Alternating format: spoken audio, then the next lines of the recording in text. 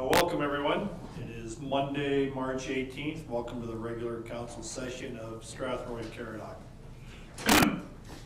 The municipality of Strathroy-Caradoc acknowledges that it is located on Treaty 21 territory. We are thankful to the generations of people who have taken care of this land, including the Chippewas of the Thames First Nation, the Munsee Delaware First Nation, and the Oneida Nation of the Thames. Roll call, everyone is present here this evening. I'm going to bring a motion to approve the agenda with one amendment. At the request of the correspondent, that we're going to remove item 7.3, so motion that the regular council meeting agenda be approved as amended. I'm going to bring the agenda, the Deputy Mayor, second by Councillor Wilsey. All in favor? Carried. Thank you. Are there any declaration of pecuniary interest? Seeing none, we'll now move on to a delegation. It is my pleasure this evening to have two very special individuals here, two athletes who did the community proud in the Special Olympics in Calgary. We're very fortunate tonight to be joined by Jacob Thomas. Jacob won a gold medal in floor hockey, and he resides just outside of Melbourne. Jackson Tomlinson.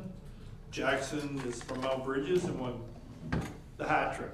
Won a gold, silver, and bronze in short track skating. He was speeding. I wonder if we can have both Jacob and Jackson to come to the front, please.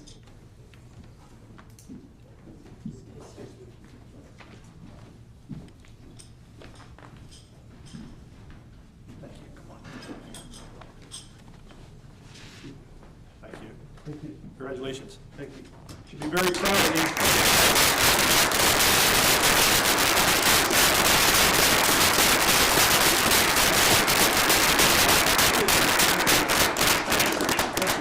Oh, one picture, one more, and there one for the mayor. Thank you very much.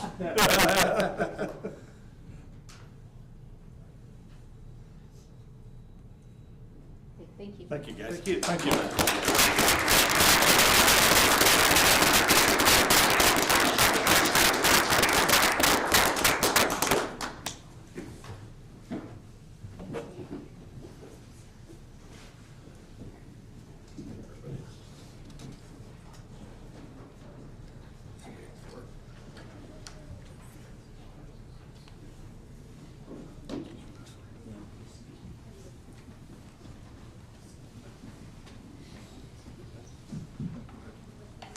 We'll let everybody get seated and comfortable, and we'll move to the public meeting. Excuse me. The purpose of this public meeting is to consider an application for the rezoning for the property located at Plan 34 M11, Part Lot 2 and 3, Lots 17 and 18, Adelaide Road, Mount Bridges, 959239, Ontario Limited. Motion to open the public meeting. Councillor Brennan, second by Councillor Kennis. All in favor? Carried. Report to be presented by the planner. I believe, is that Mr. Williams? Floor is yours, Tim. Just before I start, Mr. Mayor, I believe the director wanted to speak just for a moment about the report itself. Okay. Thank you, Your Worship. So to council and to the public, I just wanted to acknowledge that the format of this planning report has changed. And so what we have tried to do is change the flow, change the contents of the report, and put as attachments a lot of the planning materials, site statistics, consultation. So this is our first attempt at trying to make a report that's a little more digestible. I know these things can be a challenge, and so this is our first attempt at it, so also wanting to get feedback if council has any tonight after we get through the public meeting. Certainly interested on continuing to make improvements to that. Thank you for the quick moment. Thank you. Okay, thank you. Floor is yours, Tim. Thank you, Mr. Mayor and members of council. So this, I'm glad you were the one that identified the location of this property and its plan and legal description, because it's a mouthful. But in the end, it is really at the has frontage on Adelaide Road as well as frontage on Falcon Bridge. I believe the next page has, no, that works for me. And as you can see, it's a plan of subdivision that has access onto Adelaide Road as well as a single access onto Falcon Bridge Drive. There are 5 internal public roads that are proposed, 111 single detached lots, as well as 2 sort of medium density blocks that have yet to solidify a specific plan. And then a 3rd block that would be townhouses along the southern portion of the road that connects to Adelaide Road. Just surrounding the site to the east and north are more agricultural related uses with a couple of homes on somewhat larger lots on the north side of Falcon Bridge. And then to the south and west is within the settlement boundary, and it contains a number of dwellings, as well as directly to the west, you'll see on the plan, it's somewhat lighter beige color, and that would be the works yard. And then just to the east of that and to the north of the subdivision, but south still of Falcon Bridge, if you can imagine where I'm talking about, there is a fire training set location there. So for our the fire department for Strathroy-Caradoc has an operations building there. So that gives you an idea of the surroundings. The next page it just gives some of those details that we talked about just a moment ago, but does give the size of parkland, as well as some details on stormwater management. There are sort of 2 areas where stormwater management is occurring on the property, as the property has sort of a break midway through the subdivision, where some of the water will be heading to the west and some of the water will be heading to the east. Which makes it a somewhat unique property, but nonetheless, it will have then 2 outlets to 2 separate municipal drains. The remaining portion of the property, and I've listed it as woodlands and buffer there, is just over 4 hectares, and that's a existing woodland and just a buffer surrounding that existing woodland to ensure mitigation measures are met. So that's the proposal. You could move to the next slide. There's just a bigger version for everyone to see. It's pretty much the same as what you saw. Well, no, it is exactly the same as the last page. So we can move to the next one. So just quickly on consultation, all the details are found in the report and in the appendices that are in there. But the open house was held in January. There were a number of comments received at that time. And we, in fact, received another email this afternoon around 5 o'clock from one of those people that attended the open house that had concerns about headlights shining into their home there on the north side of Falcon Bridge, and Street D on the plan connects to Falcon Bridge, and so they were concerned about that light. The applicants have provided some details, and then in the submissions from the neighbor on the north side of Falcon Bridge, there are additional drawings showing how that effect could result in some shine on the home.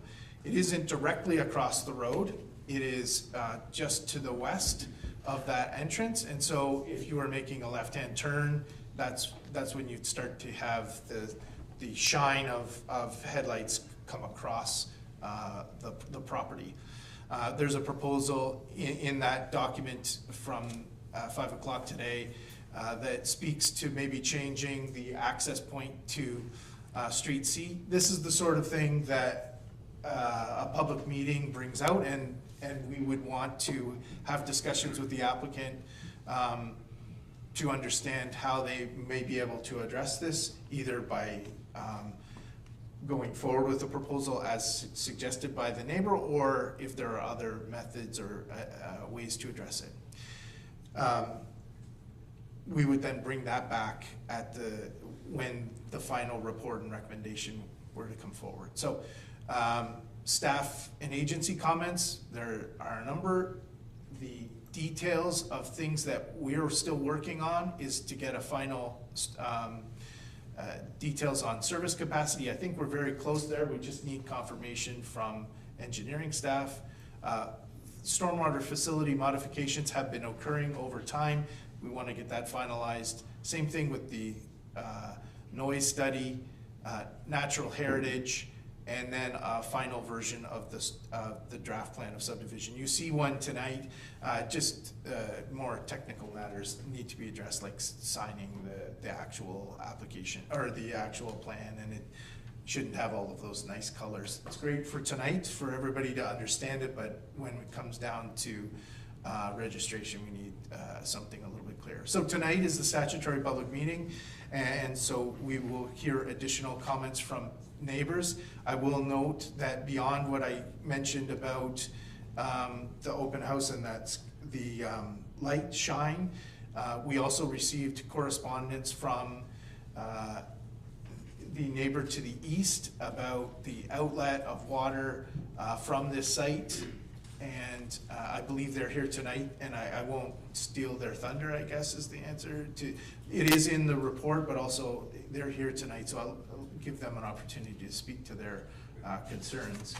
The next slide, I think, just talks about the different parts of the policy analysis, and as the mayor referenced, this is a plan of subdivision application and a rezoning. So that rezoning will need to comply with the official plan and other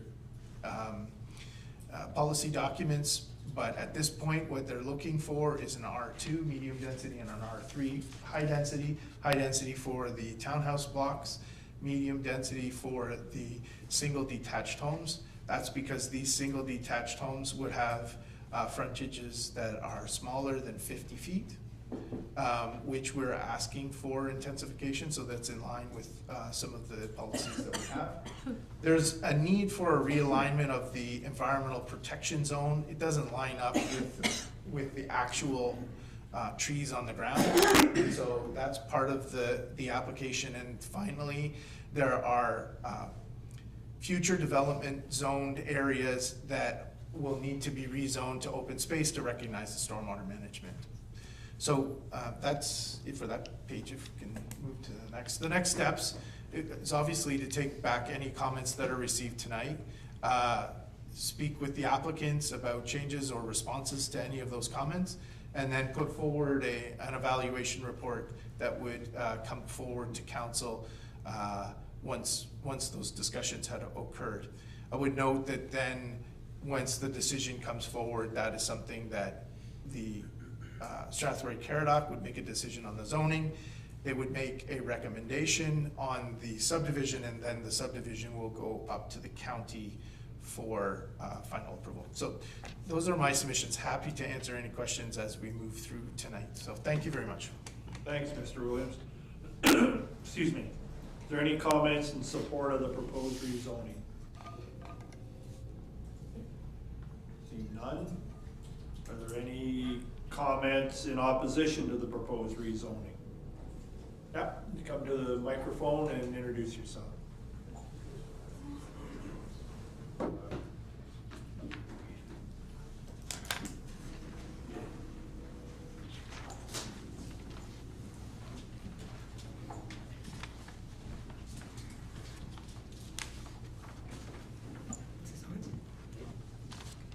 Good evening, my name is Rose Badowski.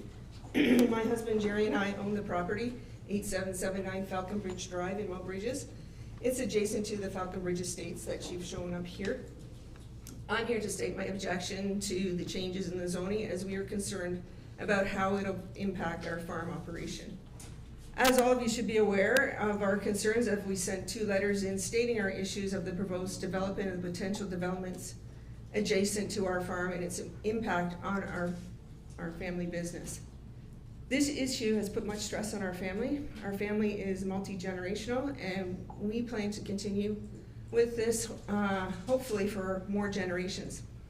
Should this plan be approved, we are asking for a third party to evaluate the quality of water entering the drainage ditch. We need to have an irrigation pond free of salt, hydrocarbons, and heavy metals. We want a long-term study to begin with the pre-construction phase for the database comparison of the water coming down the drain before our pond, and a long-term groundwater study to ensure water is not contaminated. There are many studies indicating the quality of stormwater drainage beyond organic matter. My son is interested in diversifying some point in the future to growing vegetables for local sale. You wouldn't want to have heavy metals or hydrocarbons irrigating the vegetables we sell in our community for you and your families. The municipal ditch on our property has never overflowed its banks. Yet a few years ago, we had 4-inch rain and we had to pump water out of our fields. Should we have that type of rain in this drainage system as proposed, the sites, how will it handle the rapid speed of water into the drain as it's currently filtering slowly through, as it is now, through agricultural land? As the stormwater drainage system is controlled to hold a 5-year storm level of 1 inch and the rest of it free flowing until controlled to the ditch, where will all that water go? What is the implication for us and others along the drain? So Jerry and I, we took a drive along the path of the Arnold Drain this spring, all the way to the end to the Kamoka Creek. The ditch at our house was about 18 inches deep, similar to what it usually is running, of slow, free water, flowing water. As we moved downstream towards the 402, the ditch was about 4 to 6 inches from cresting. When we went to Avro and Amiens, it was cresting, and towards Lansdowne in Kamoka, it was overflowing. And this is the natural flow with no rainwater at that time or days before. Should we continue to put more and faster flow of water into that drain, I would guess this would cause issues for many others downstream. Would the Kamoka Creek, or as we've always known it, the Trout River, be able to handle this disruption in flow? The Kamoka Creek is federally regulated and protected. The Upper Thames Conservation Authority and Fisheries will likely have some concerns about the disruptions in quality and the quantity of flow into their fish habitat. At the other public meeting, my husband's first comment was, where is your agricultural assessment? We would like to, and for a few times we've been asking for that, and we went pretty well through that whole proposal and documentation, and nowhere have we seen any type of data specific to the agricultural impacts. We have a number of concerns on the development expansion or of this and other developments in the area. We need to we needed to step up to ensure we are heard, and it's not an issue of not in my backyard. We are a business, we are a legitimate farming operation. We intend to continue, and we would like this addressed by the municipal staff, as they are the ones who are going to be dealing with this in the long term beyond when the developers are finished. There needs to be some accountability to make sure that we are keeping our operations running without any issues. Thank you. Thank you. Good evening, community members. My name is Mark Banowski. I'm speaking on behalf of my father, as he is doesn't feel well tonight. We are lifelong farmers and residents of Mount Bridges. I only want the best for the town, neighbors, and our operation. The developers have proposed a 5-year drainage pond, which is the minimum requirements from the Ministry of Environment from 20 years ago. With today's weather systems, we cannot go by a 1-inch flood pond. 1 inch of rain, that is. Every time a storm comes in, we're on the edge because we don't know how much damage there will be from excess rain and wind. The stormwater drainage system is built on average for 1 inch. 1 inch on 23 acres is just under 700,000 gallons of water. At 2 inches, 1.4, and at 3 inches, around 2 million gallons of water. All of this water is going to flood the woodlot, which will then affect the water table and the flow through the drain and to the house next to it. The system cleaning unit for the hydrocarbons have the capacity for a 1 inch rain event, and the rest will be bypassed. Untreated water with salts, hydrocarbons, and heavy metals are now flowing directly into the Arnold drain, which goes straight into our pond and into our soils. Another issue is that the soil at the pond is sand, so all the pollutants will make their way through the underground streams through leaching. We grow ginseng. One of the reasons the Chinese buyers look at Ontario soils is they are clean from contamination from heavy metals. This development will set up our farm for disaster. Some of the lots are close to our farm. Agricultural noise, smells, and hours of work will create a rural/urban divide. Proper allowance and solid fencing is needed to allow the safety to the community members to not entering a functioning farm. Since the developer is paying Strathroy-Caradoc for less than 5% of parks, the only option is for people to go across our land. Increase in density will multiply this problem and our problems and yours. Please take careful consideration into future issues, since you as council and our operation will have to deal with it later.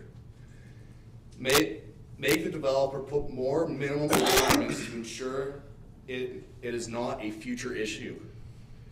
I want to put you in my shoes for a moment.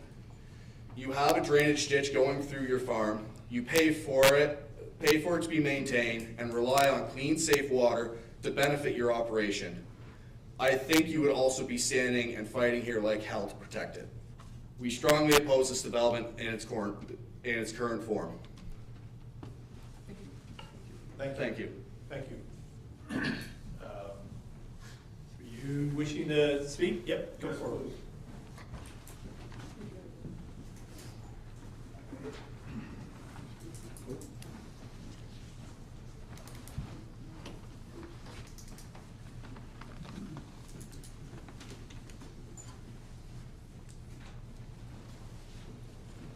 Hey everyone tonight. My name is Marty Grover. I live at 8672 Falcon Bridge. This fellow here was nice enough to talk about my email that I sent. Basically live right across the street from the development, and I proposed a question to Anthony some months ago. And so I brought some drawings tonight so you guys can see that there's a natural tree barrier between my property and the Tuntas property, which would be perfect if we move that laneway over. I'm not trying to, stall progress here, but I mean, we'll try to accommodate the people that live here. And as you can see this highlighted area on this drawing. Here's where he's proposing. My house is right there. If we move it over here, this is all treed in, this whole thing. So I actually have another much better drawing so that you guys can see that. Look at that. There's where the laneway would be. Here's my place, no infringement, no problem. That's all I'm asking, right? I've been here almost 25 years. And then I'm gonna lose this, the beautiful nature of my property. I'm gonna have all this dust and pollution and noise and people pulling in and out all hours of the night. All I'm asking is that, if I could have that. So, I don't think I'm over asking. Anyways. That's all I got. Okay. Thank you for that. Appreciate it. Any other comments? Seeing none, were there any comments or questions from members of council? We'll go with Councillor Palmer. And did you have one? Use your hand up too? Yep, Councillor Palmer. I'm just not clear on the drawings whether there is a designated parkland or a park area in this drawing at all or not. Is there? Through the mayor? It's okay. Yep. So there is parkland, and it is on in the report, I guess, we can call it the somewhat darkest green color right under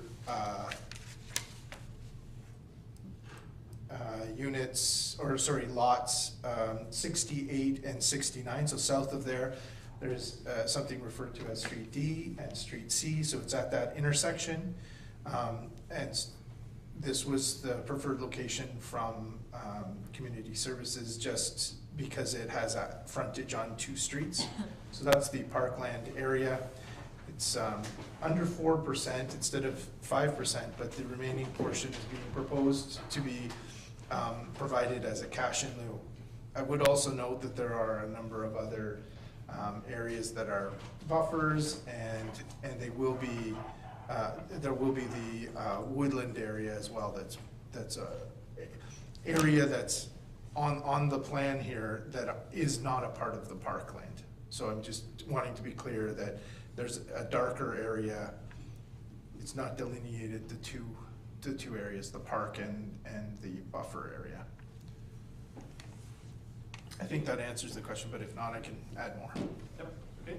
And I'm just gonna remind council, we are in council, so please address your questions and comments through me, through the chair, and it was Councillor Wilsey, I believe you did have your hand up. To the chair, I'm wondering if either the planning staff or maybe even the architect or the designer, if he's here, or the engineer, if he's here, could answer this. Just listening to the comments tonight and a little bit of just a personal experience with salt in my water for my water softener in my garden, that kind of struck a note with me. I'm wondering if there is anything to remove that salt before it gets to the settlement pond, or if the salt from the roads that goes over the winter is going to go on that and potentially go down, because I know just watering for my water softener, I noticed a difference in my crops in my backyard garden. Okay, not sure who could answer that one. Did you want to take a run at that one? Or I think Manager Williams or Director Huff? Refer it if you wish. Sure. Thank you, Chair. To Councillor Wilson, I'm sure perhaps the engineer can also chime in here, but typically for stormwater management ponds, they control not only for flow, but also for quality. And so the intent is that there would be quality controls as part of the stormwater management facility itself to ensure that the quality of the water leaving the site, outletted into the drains, is a sufficient standard that meets ministry requirements. Perhaps, I don't see Anthony here. Right. Did you want to add to that? I couldn't have said it better myself, actually. Okay. Any Deputy Mayor? Thank you, Your Worship. Through you to staff, whoever chooses to take it. So we heard from the last speaker, he's proposing a amendment to this, which I suspect would extend Street C out to Falconbridge as opposed to Street D. Is that something you will be speaking about with the developer, or coming back with thoughts on that at a later time? Through the chair to Deputy Mayor, certainly that would be something that we would speak to the developer for and receive feedback on that. Thank you. Councillor Pelkman. Yes, thank you, Mr. Mayor. First, I guess just a comment. You know, this property has been within the urban boundaries since before amalgamation. And so the reality of us being able to stop development is nil. They would just take us to the land tribunal and we would lose. So what we can do is to try and make it better for the people that live around us. So I do hope that the developer will consider moving the street extension to Falconbridge through to the middle street there, because it would be beneficial to the property owners to have those headlights shine into the trees than into the home. I do have the one question for the developer. I believe it's Street C that dead ends into the neighboring property, I'm assuming for future development. I'm just curious about the distance between the property line of the neighboring development and that Street C, that it doesn't create an awkward depth for the next development, that just if there was any thought given to that, or if he's confident there's enough space there that solutions can be found to make sure that we don't end up with lots that are way too big, or maybe a spot that is deadlocked. Director Hoff. So that's more to the developer, I think. No, was it? Okay. I don't know if somebody wanted to answer that. Anthony, I see you there if you wanted to speak.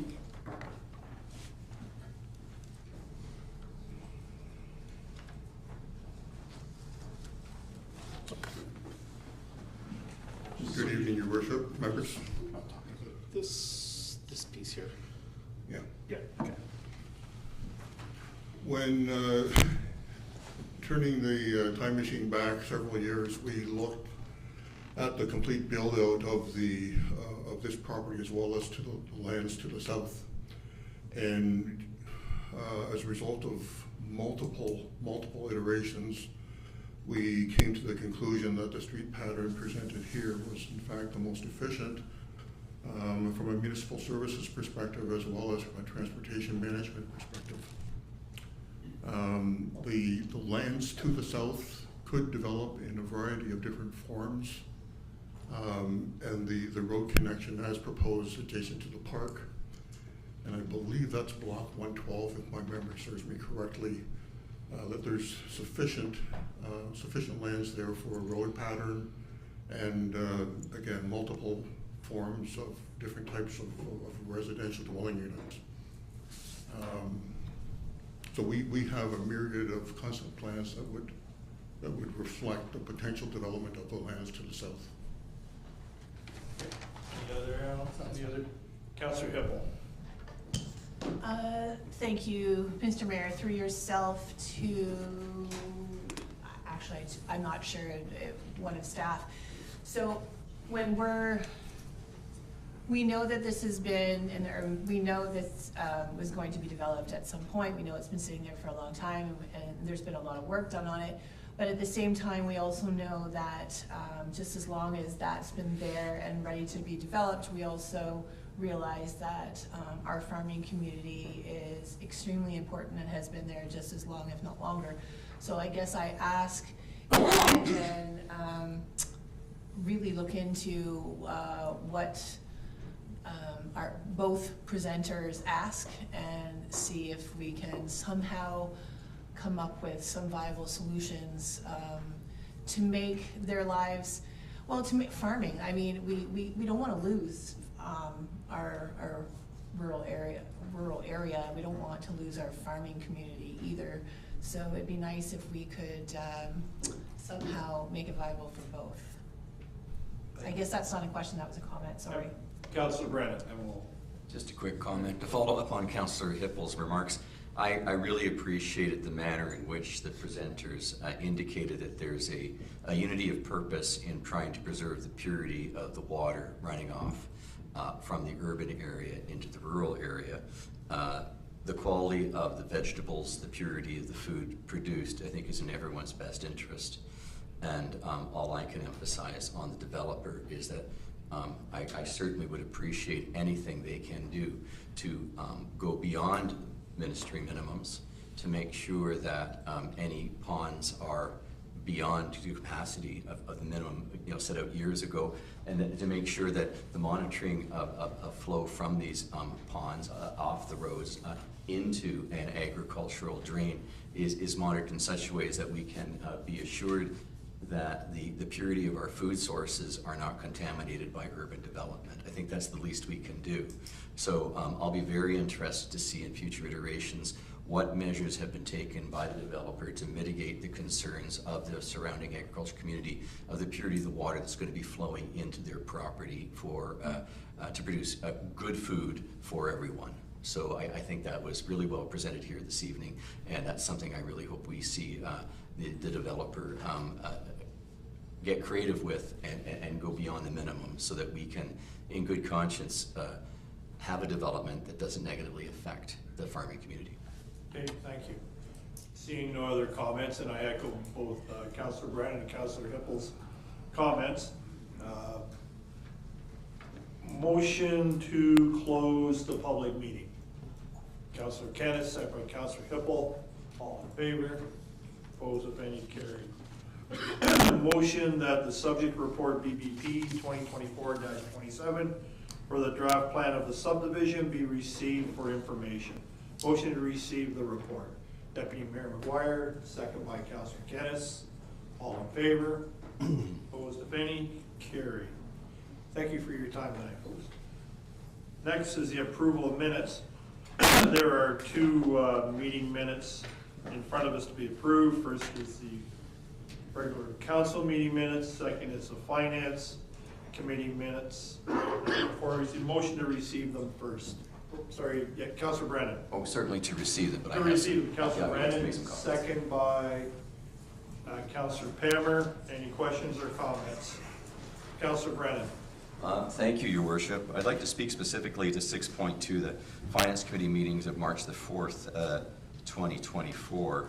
Just calling it up here. Specifically, the item under 4.1, the third item, that the hiring of the full-time fire inspector be deferred until council approves the hiring of the position through a future motion. Certainly, I would just like to see that happens this evening. This being a future council meeting, I would like to see us move to approve the hiring of that position this evening. I don't know if this is the proper point in the proceedings to do so, but before we approve the minutes, I would just like to say that I would like to make a motion that we authorize the hiring of a full-time fire inspector this evening. Seconder of the motion. Councillor Kennis, any comments, questions, or concerns? Councillor Derbyshire. This is not a special adding to it? Like, are you allowed to do this? Just add stuff whenever we want? I believe you can because it was in the budget. So I think if I'm reading it right from Councillor Brennan, excuse me, it was already in the budget and we deferred it to council. So reading it was deferred to council. So I'm saying this is a council. Yep. Is that, am I correct? Yes, sorry. So through the chair to council, so this is in regard, excuse me, in regards to a set of minutes. So it is open for discussion. Anything that is in minutes and within the agenda can be discussed by council. Councillor Wilson, so you had your hand up. We had to defer this until we had a little bit more information back about how that full-time inspector was going to go, because the reason that we deferred that was that when we looked at it, we were hiring a full-time who needed to be trained by a part-time. We can't talk specifically about staff matters here, but I don't believe our job description and how we would have put forward that full-time inspector would actually meet our needs with our current staffing. I can't go much farther, but I think we need to defer this again because we're waiting to have a report back to council with further direction. If we're just going to overrule something did when a member was absent, I don't think that's the right way to go without researching it further. Okay. Any other comments? Councillor Derbyshire. The last time I brought something up that was in previous minutes, I was told this isn't where we have the discussion. This is just to approve the minutes. This isn't to create anything else. All this is to approve minutes, not to create a discussion around anything, even though it was in the minutes that I was bringing up. I was informed that's not the course of action. This is either to approve minutes or not approve minutes. Not to try to change or to build off of. Councillor Brennan. Thank you, Your Worship. I'm saying that we do not approve the minutes, I guess as written, because I feel that it says that the hiring of the full-time fire inspector be deferred until council approves the hiring of the position through a future motion.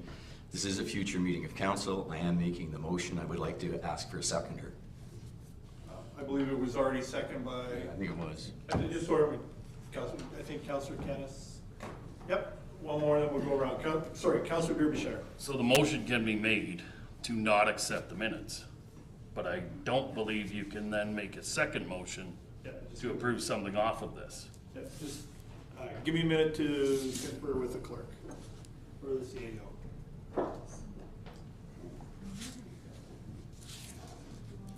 Procedure.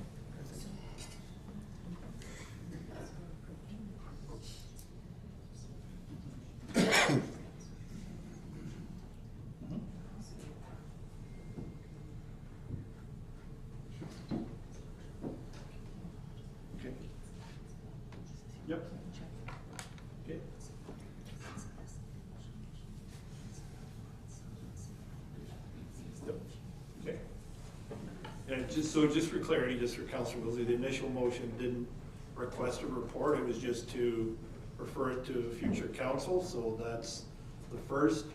I think it's a valid motion, according to both the clerk and the CAO, so we do have a valid motion on the floor, so any other comments? Councillor Pelkman. Just so I know what I'm voting on, what, are we voting on the minutes, or are we voting on the motion that was made? We're voting on the motion on the floor, which was on the FPO. Yep, if you read, yep, go ahead and read it. Well, we do actually have two motions on the Okay. floor. The first to approve the minutes was moved by Councillors Brennan and Hammer, and then to receive rather than Yep. approve, okay? Yep. And then the secondary motion was from Councillors Brennan and Kennis that council authorized the hiring of the full-time FPO. Right, and the secondary motion has to be dealt with first, correct?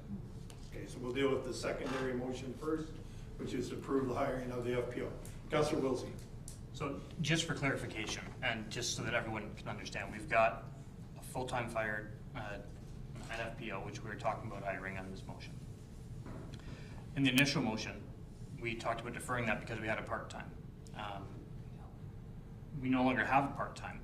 We were told when we discussed this motion that we needed the part-time to train the full-time because our job description for the full-time was not fully qualified to be able to do it without the experience of a certified, more experienced fire protection officer. If we vote this forward, we are voting to bring in an inexperienced one without anyone to train him, which we were told we needed both to have. That it was the most important position in the fire department, and we needed both of these people to have a full-time, to have an effective fire inspection. So now we're gonna go forward with half of it, with the job description for someone who was a junior, who didn't have any experience, and let the whole municipality ride on that. I just wanna make sure that we all know what we're voting on here, and that we were told that there was no way that this particular position we're hiring for would be able to do the job without the more experienced person, which we no longer have. Okay, well, one more, we'll go to Councillor Hippel because she hasn't commented, then Councillor Brennan. Councillor Hippel. Thank you, through yourself. So I don't know if I've got questions or comments on this. So because we don't have any FBO at this point, maybe instead of, I think if we're going to be hiring an FPO, we need to be hiring an FPO, like a full-time actual, not junior, not training, just a full-time FPO that is already trained and that would be recommended and that would want to come and work for our municipality under the Strathroy-Caradoc Fire Department. So perhaps maybe that, that's where I would like to go. I certainly don't want our municipality without an FPO. So I think at this point, maybe I would like to, would it be okay if I don't even know what the job description is. Is the job description say that we're only hiring someone that needs to be trained, or are we hiring someone, or we would possibly hire someone that is already fully trained? That's a fair question. I'm gonna let either the CAO or Director Payne, because I think that's a fair, then we'll turn over to Councillor Brennan. Yep. Through your worship to council. So the job description doesn't say if it's a junior or senior, it's a fire prevention officer. And depending on the qualifications of that fire prevention officer, there are different ways of providing mentorship. And I think the deputy chief is exploring currently if it is an individual, excuse me, who may not have as much as experience as maybe others, that there are mentorship opportunities with other surrounding municipalities that are being explored for someone who has less experience perhaps than others. So we're trying to be as creative as we can so that we can fill this position as soon as possible, because we do have legislative requirements that we need to fulfill. So we're looking at trying to be as creative as possible. And these are conversations that we've had since the previous meeting, that we've done some brainstorming, the deputy chief, the director of human resources, and myself, to come up with some solutions to get a body into the position. Council, we're gonna go, Councilor Brandon, the deputy mayor. Point of order. Yep, sorry, yep. Sorry. Yes. I'm sorry, Your Worship. No, that's fine. To interrupt, I have a point of order. Perhaps this will help Councillor Derbyshire's comments. Your policy and procedure bylaw 97-18, section 42 sub B, motions under debate. Section clause I, when a motion is under debate, no other motion may be considered except for the following motions to be considered in the listed order of priority. They go A through G, adjourn, recess, table, put the question to a vote, defer, or amend. You actually have two motions on the floor, which tends to be in violation of this. I'm not against the discussion we're having about the fire service and the FPO. I quite think it's a great position, but I think procedurally, we're still at the point of approving the minutes, and that needs to be done. And generally, these would then come up later in the agenda, but I really don't care where it comes up in the agenda, but I think you have a procedural matter on your hands. Well, I'm gonna suggest, Deputy, that it's actually up to the discretion of the chair, and I believe that Councilor Brennan amended the motion. He may not have used the word amend, but he should have added that word, so, to amend the motion. I don't think he's amending the motion. The motion is to approve the minutes of the meeting. So That's fine, but it is at the ruling of the chair, so as a chair, I'm going to rule if you want to challenge the procedure, so we do have the motion on the floor. Right, so the chair can make the ruling on the procedure, and the chair is going to make the ruling on the procedure. Right, we got to bring this thing, so Councilor Derbyshire, and then, yes. My only comment would be then, we were asked not to put dates when we want things to come back, because that's too crunch time on people. So now we're going to allow this where we can cherry pick off of any agenda that doesn't say it's to come back at said date or through said thing. If that's what we're opening up, then that's fine, we'll open it up, but then we'll have to make sure every time that it either has a set date or it's supposed to come back or this or that. I mean, this is just being cherry picked out and thrown out.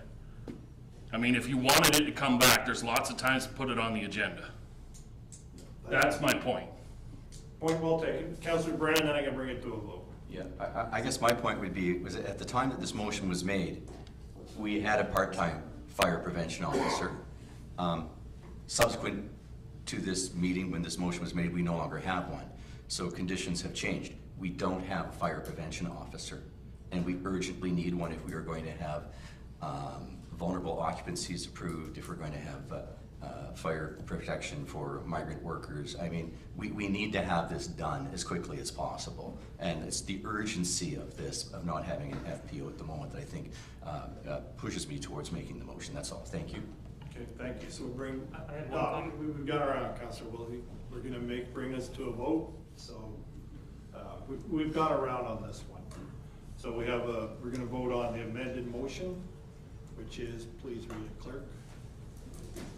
So the amended motion from Councilors Brennan and Kennis is that council authorize the hiring of a full-time fire prevention officer. Okay, all in favor? Opposed, if any? Carried. Now, this original motion was to receive the meeting minutes. Well, sorry, go ahead. It just had an amended motion. Right. So the original motion must be gone because you have an amendment to it. You can't have both. That's the procedural difficulty. I think you had to have voted the minutes in. I don't know how you do it now. We'll just do it. The world's not gonna end on it. It's not. I'm just making my point. You got your point. We won't Thank let you, the Your world, Worship. we won't let the world, Thank but you, we Your do Worship. need to receive the minutes. Thank you, Your Motion to receive the minutes as amended. Councilor Pelkman, Deputy Mayor, all in favor? How are the motion, how are the meetings, Yes, how are they sorry. amended? Sorry to clarify, Yeah. the minutes would not have been amended, so the Yeah. initial motion was, I, Your motion. yes, so, and I would like to clarify, because we did initially have approved, and then we went to the discussion about received, and I'd like to know if we're still at received or approved, for clarity. Initial motion was by Councilor Brand. Friendly amendment to the word approved. Can't approve, because we're approving them as amended, that's the issue there, Brianna. Right, so if we could approve them, we need to. We're not amending it. We're not amending. Yes, Yes. yes, so through the chair, the minutes were not amended, the minutes Right. were still Okay, as got they it. are. Okay. Okay. So amended to approve them, correct? We were receiving them, now we have to approve them. The initial motion was that the meeting minutes be approved. Thank you. All in favor of approving the meeting minutes? Carried. Communications, there are actually only 8 in front of us. 7.3 was stricken. Before we approve them, did anyone wish to speak to any of the communications? Deputy Mayor. 7.1, please. Okay, anyone else? I'll speak to 7.4. Deputy Mayor, you wish to speak to 7.1? I do, thank you, Your Worship. Oh, sorry, yep, Councilor Hippel. 7.1? Oh, sorry, 2. 2, okay, thank you. Sorry. Thank you, Your Worship. I find an interesting letter coming forward, lots of detail in it. I'm wondering if I could motion to refer this over to staff for a report.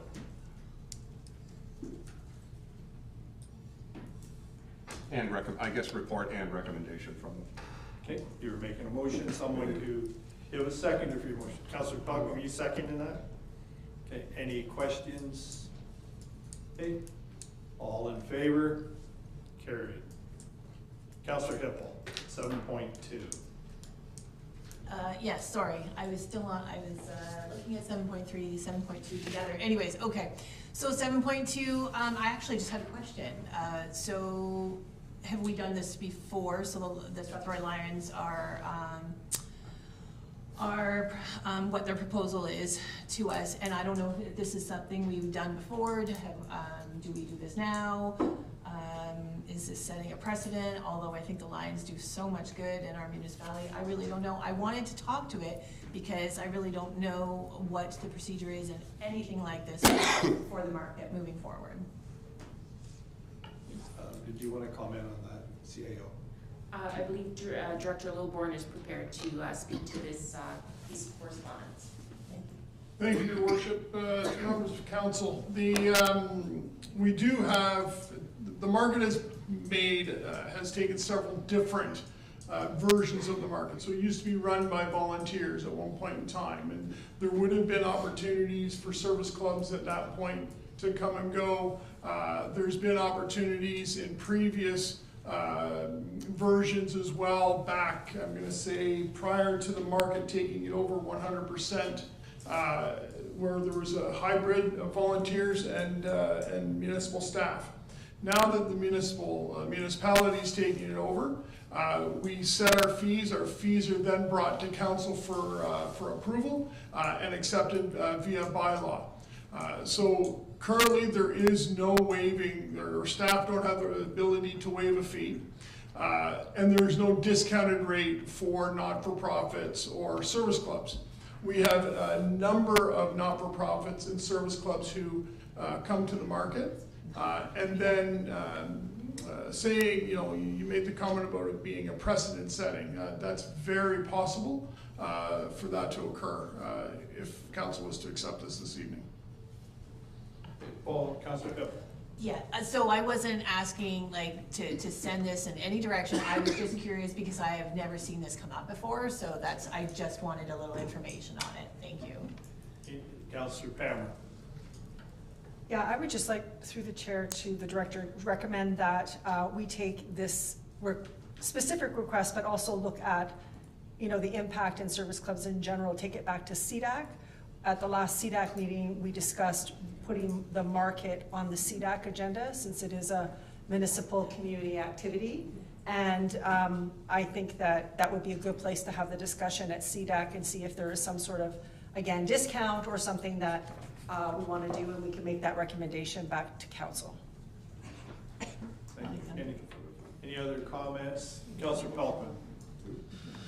Yeah, you know, I understand what the Lions Club do and what they mean to the community, but I also want to state that we have to be careful that there are businesses in the downtown area that would be in direct, that the Lions Club would be in direct competition with, and those businesses pay property taxes and fees to be there, so we have to be careful about undercutting our local businesses in a way that would hurt their own business, and you just have to be careful, that's all. Any other comments? Seeing none, I'm just gonna comment on 7.4 from AMO, the Social and Economic Prosperity Review, and I believe during the Finance Committee, I heard Councillor Palmer speak about this, that we're not unique, and I've said this many times, we'd like to think we are, but every municipality is facing financial pressures of funding, and I think every municipality is united in going to the province and looking for solutions, maybe different funding solutions, so I just want to comment on that one. Any other comments? Seeing none, council received the communication items for information. Someone bring the motion. Did you have a question, Councillor? Well, sorry. I just wondered the Lions one, whether there needs to be a motion or something to refer that to the CDAC committee. Yep, I was waiting for a motion. Yep. Okay, I'll make a motion, sorry, I didn't realize we needed one. So I'll make a motion that the request for waiver registration fees be deferred to CDAC. Sorry? Referred? Yes. Referred to CDAC for consideration. Is you agree with that one, Councillor Wilsey? Okay, all in favor of that motion? Carry. Just get your vernacular. Okay. Now motion to accept, to receive all 8 communications. Did we needed some motion, Councillor Kennis, Councillor Hippel, all in favor? Carried. Notice of motion, I believe there are 3 tonight. Councillor Wilsey is first. You have a motion regarding the non-connect fees. Did you want to speak to your motion and bring it, Councillor Wilsey? Yes. So this motion has came up. There's, we initially brought up this discussion after I met with the resident in January of last year. Since that time, I've spoken to staff on a couple of occasions. We had a report from the director that came back to talk about the cost, and they didn't know exactly what the financials were going to be. And then we had to find out how many the houses are. So there's another report that came back that said it was going to be somewhere in the neighborhood of around 100 to 150 homes would be affected by this change. And what this change is for the people who have had water and sewer go past their houses, they're currently paying a fee. So a lot of these people have had that go past 10 plus years ago when it went through Mount Bridges. So as it is, every year their fee for not connecting to the water has gone up, and their monthly bills are now, I believe they're approaching $80 to $90 per month for having a service run past their house that they don't use.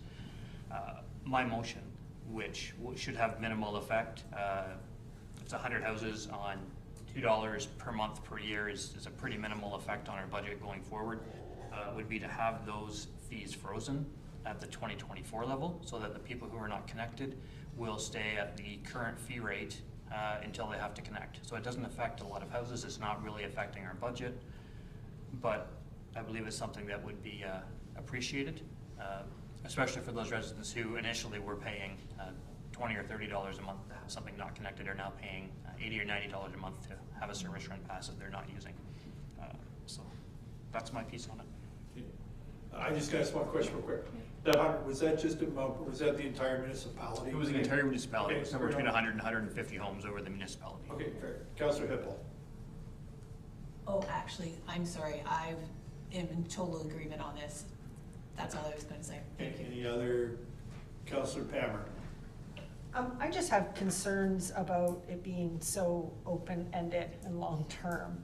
I'm wondering if Councillor Wilsey would be agreeable to a friendly amendment if we froze the charges at the 2024 rate for 2025 and 2026. We just kind of need to, so it gives us time to revisit it again. I just don't like the idea of saying forevermore. That would be my request. Yep, Councilor Rosen. On that comment, once we get sewers through Mount Bridges, it's gonna be mandatory to connect. So I don't believe this is really that open-ended. It's probably only until we do sewers and water through these areas. And soon we're gonna, I imagine probably within the next 10 to 15 years, gonna be mandatory connections anyways. So I don't know if that's really as open-ended as the motion sounds. Any other questions or comments? Okay, did you want to bring your motion then, Councilor Wilsey? So my motion is that the not connected fees in Schedules A, B, C, and D of the water rates and charges bylaw be frozen at the 2024 rate, and further, that these rates remain frozen until the existing properties connect to water and wastewater services. Okay. You have a seconder, Councilor Derbyshire. Seeing no questions, all in favor? Opposed, if any? Carried. Okay. Councilor Derbyshire, your first one. Thank you. I guess through you to council, I was just looking to put together a finance committee to work in the, I'm going to call it, I guess, the off season, so that we can kind of stay abreast of what's going on and keep finances moving forward throughout the course of the year. I asked that it be the deputy mayor, a councillor from Ward 1, councillor from Ward 2, the finance board treasurer, manager, and the deputy treasurer to make up the board. They meet once a month. The committee would report back to council and take any of council's suggestions back to the committee. They are not going to be voting. They're not a voting committee. It's just it's an information gathering, and I would expect them to meet with the directors, and just so that come November, October, when we decide that council's ready to get into finance, the reports and everything are present and ready to go, so that we're not months and months and months into this. I think if we can stay on top of this throughout the year and kind of keep eyes on it, it would work. But that's my suggestion. Okay. Do you have questions? Anyone have questions? Councilor Hippel and Councilor Wilsey. I do have a question. I was actually just going to say, this is a motion that I originally brought and then I withdrew, so I was going to explain why I withdrew it. I was very much thinking that this is the way to go, because I was very frustrated thinking that it was taking a really long time. No blame on anyone, just, we get in the thick of things and the meetings become long and we're dragging it out, and we're now in the end of March and we're just passing budget. So I was thinking this would be a good idea. However, when I sat and had a few different conversations, and honestly, I have learned a lot this year in budget, more, I hesitate to say this, but I've learned more this year than I have. I don't know if I've just really delved into it. I've really gotten the hang of a few things, not everything, but we've had great conversations and we've been back and forth with everyone. And one of the reasons I withdrew it was because I think we do need to meet once a month. I think that's absolutely necessary, and that's why I wanted this to go through. But at the same time, I think it would be nice if we as a committee of whole, like, this is the only reason I withdrew it, because I got thinking that it would be nice as a committee of whole to meet once a month. And yes, I know we have a lot of meetings as it is, but it would be nice if we all had input, and then at the same time it's transparent, so the public is, they see what we're doing once a month. They say, oh, we're understanding where you're going or what you're talking about with your finance. I'm not saying that your motion's wrong, because obviously I had originally brought that too and I wanted it, and then I got thinking later that I think it would be nice to have everyone on board But anyways, I was just giving an explanation as to why I withdrew it the first time. Any other, Councilor Woolsey, I think you're up, then the deputy mayor. My question through the chair would be to you, Councilor Derbyshire. With the committee, you had said this wouldn't be a voting committee, so I understand they're not voting. Just to be clear, what would the deliverables be from this committee? Would they be bringing forward a draft budget in the fall? Would they be looking at how things are going with them? What are the terms of reference that you're looking at for this committee? Yeah, I guess the way I see this committee kind of shaping up is when we suggest to, as a committee as a whole, when we say go back and find us 4%, I think this is where I would like to see this committee already be working on the process of here's what 4 looks like, here's what 5 looks like, here's what 6 looks like, and that then can be presented to council while working with the directors throughout the year, so that it's not kind of a lambasting on them of here's kind of what council's thinking, you know, we're looking at possibly a 6% or 6.5% increase, and now we're all scrambling in October to kind of adjust and move our stuff. That was more where I kind of saw this as, you know, if you want to do it as a whole, by all means. I just didn't think that everyone wants to sit every month and go through all this as a whole. That was kind of where I thought it's easier with a smaller group to work with the directors and to kind of sort through a bunch of stuff that they have going on and maybe work through the projects and how they work and how this might, you know, possibly shake out. I think we had the deputy mayor and then Councilor Pelkman. Thank you, Your Worship. So I just want to say that, you know, by our policy, the mayor and deputy mayor sit ex officio on every committee. So I suppose by appointing a specific person, he or I, to this committee, instead of it being optional to attend, it's mandatory, is how I see that, just fine. But of course, the mayor is ex officio on everything. I can get behind this concept if the purpose of the committee is to do that month-by-month review and say we're on track, we're not on track, and get that type of report. I think there's good value in that. But this committee can't, in my view, can't take away from us sitting as a committee of the whole at budget time and going through just what we went through, because I agree with Councillor Hippel that there's a lot of value in that to learn what's going on in the community. So the purpose, if it's a month-to-month review and perhaps council refers something over and specifically wants the committee to put eyes to it and do some heavy lifting on the topic, I'd be in favor of that. But I still want to keep our current, what we're doing here, starting in that September-October timeframe, there, because there's value. Councillor Pelkman, and then Councillor Kenneth. Yes, thank you.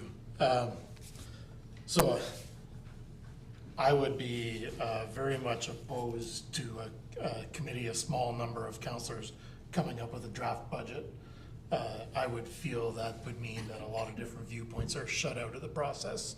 And, you know, when people are complaining about transparency, I think all those discussions need to happen here with the full council. As far as monitoring the budget month by month, I mean, the staff are obligated to follow the budget as we set it line by line, and if they're moving stuff around, then that needs to come to us anyways. Where I think, I guess I'm going to ask Councillor Derbyshire, is the discussions that have provided us with difficulty are more strategic priorities that are not necessarily monitoring a budget month by month, but wondering if this is where we should be spending our money. Is that kind of what you're hoping to get at? I guess what I was more trying to figure out is how do we get to a point where we're somewhat ready to do a budget in October? Now, I've done 2 of them. I don't feel like we're ready in October. So I don't know if that's because, you know, they don't know where council's kind of coming from when we hit October, or how to put this together. I don't want to say monitor, because I don't want to police them. That's not what I'm hoping this group does. I'm hoping it can more meet and kind of, when you're beginning to look at multi-year things and stretch out like that, like at some point there, it's kind of working through that. Now, like I said, if you want to do that as a whole, I would be open to that too. But I think to just sit here and cram in for October, November, December, hoping to put something in, feels like we're just said to hell with it and we're gonna study on, Sunday night for the test Monday. Yep, good. Councillor Pelkman and Councillor Canis. So I know in the past 2 years, so first we had the election, and the first budget of every new council is awkward because you're confronted with it right after you're sworn in. And normally by that time, we would have been 90% through. I mean, there were many years we've had the budget passed in December. This year, we went through a change in leadership on the staff point, and we had deliberately asked that a lot of stuff not be dealt with until that leadership came in. So we kind of created the problem by asking for that delay. I think if there was an earlier motion or comment tonight about just because we passed the budget doesn't mean that the budget committees stop working. I think as long as we keep working, when we hit the fall, we'll have exactly what you're hoping for. But I would agree, it's difficult. Like that yeah. Last year we stopped, right? Once budget was done, I mean, we didn't talk Councillor budget. Canis. I guess just repeating what some of the others said, the whole budget thing, I think we left the finance committee tonight saying, we're not good with the multi-years. And then I think I said, I think we should keep meeting to look at the multi-year as a whole group, and I think we need to do it as a whole group. And I don't think we need to start in September. I think we can start in May having meetings about things like that. There's no reason why that can't happen. And I understand the purpose for this committee. I guess maybe it's, I'm not sure. Is this to review what's going on in the current year, or is it to review or to take a look at the future? And so I think the future should be a budget of the whole group. Maybe if you're looking at a finance committee to review operations on maybe a quarterly basis might be something that's, and because we do, I think are supposed to be receiving quarterly financial summaries or whatever the case may be, and this committee goes through it or something like that. I don't know. I'm just concerned about adding a whole bunch of extra meetings, and again, separating out different groups, so some groups are in the know and some aren't, so. Okay. Can I just make a comment first, Councillor Mayor? My hand was kind of up because I think I can help answer Councillor Derbyshire's legitimate concern, and I'm surprised the Deputy Mayor didn't bring this up, because at County Council last week, they presented their budget, and they echoed the same thing, that they actually started earlier, and they found it beneficial because they had just discussions before they brought numbers even forward. And I think Deputy Mayor, you can help me, they identified that they needed to start even earlier on the budget if you check your notes. So there's some validity to it, and I agree with Councillor Canis that we should start, and we already have a budget committee. Councillor Brennan. I agree with many of the sentiments expressed here. I would say that I'm in favor of this motion with two amendments. That the second where we talk about the composition of the committee, we just say that the committee be comprised of council as a whole. And the third would be that the committee meet at the call of the chair.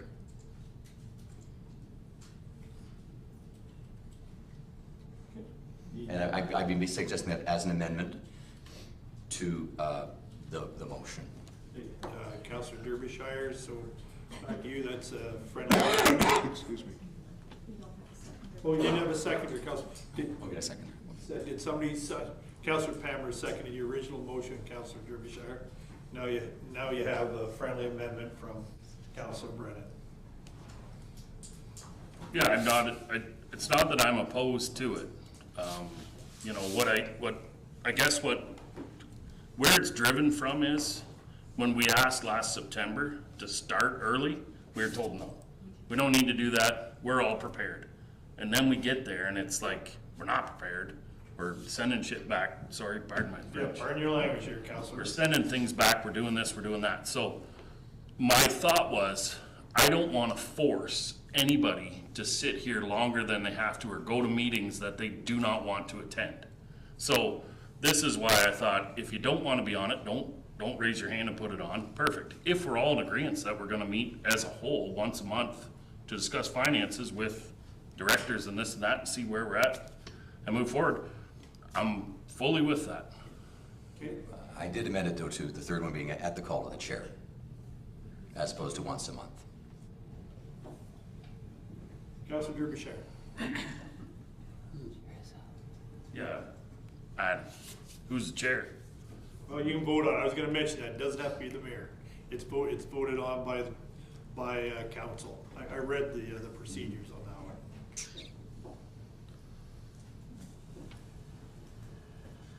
It's not that I don't want to cooperate, I just don't want to sit Okay. months on end and do nothing and wait till September and then it gets called a meeting.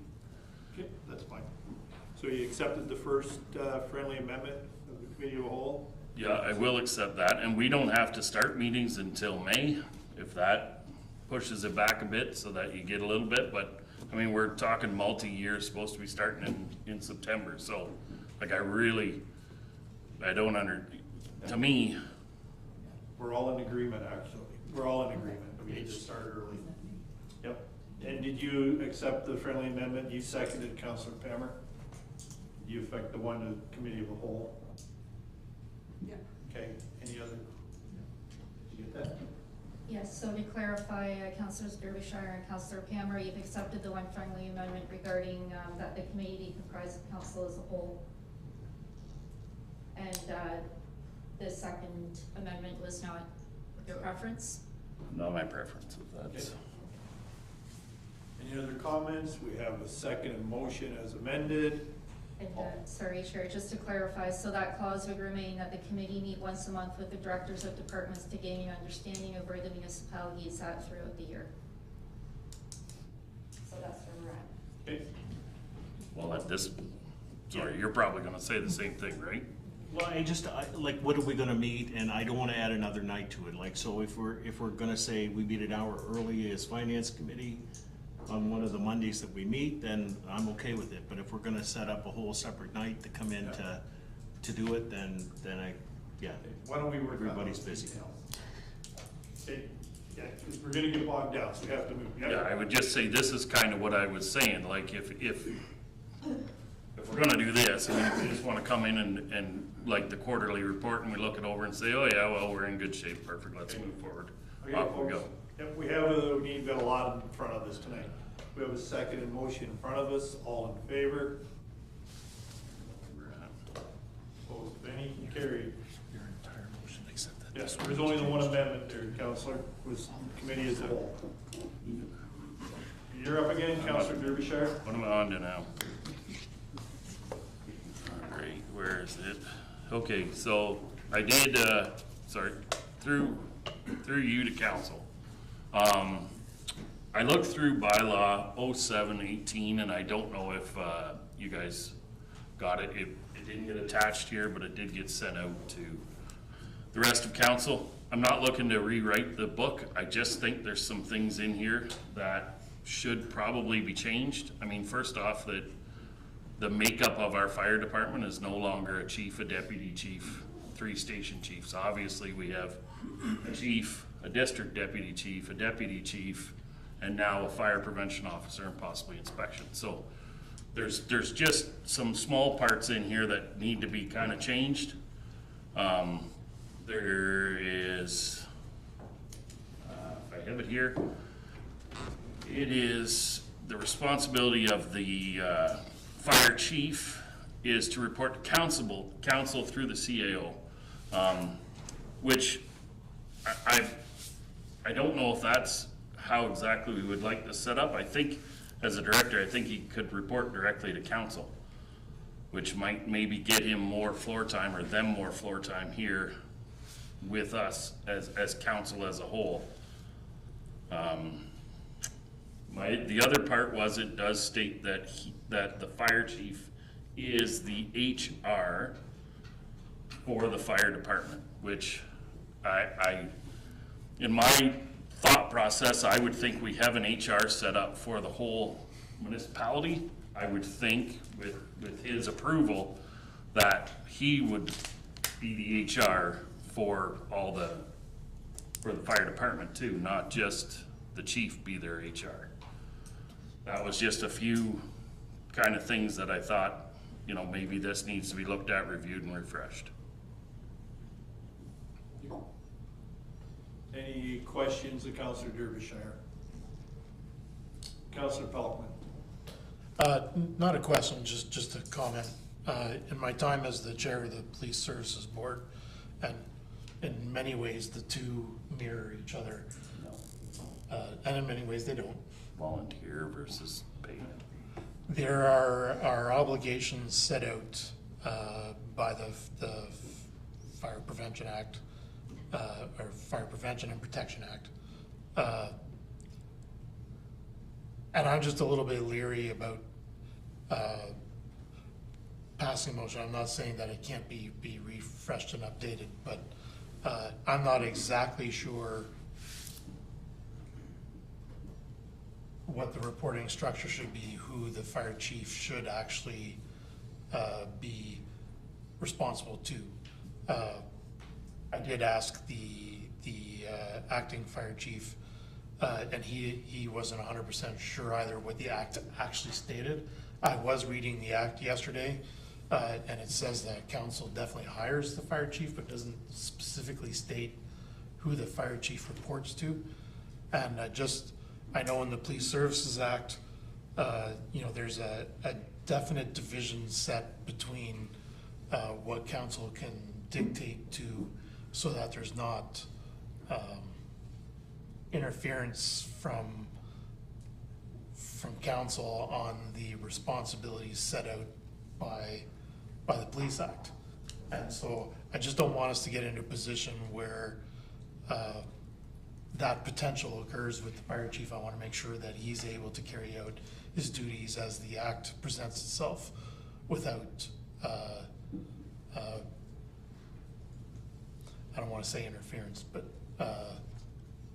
without council's wishes being an imposition to his ability to carry out his duties.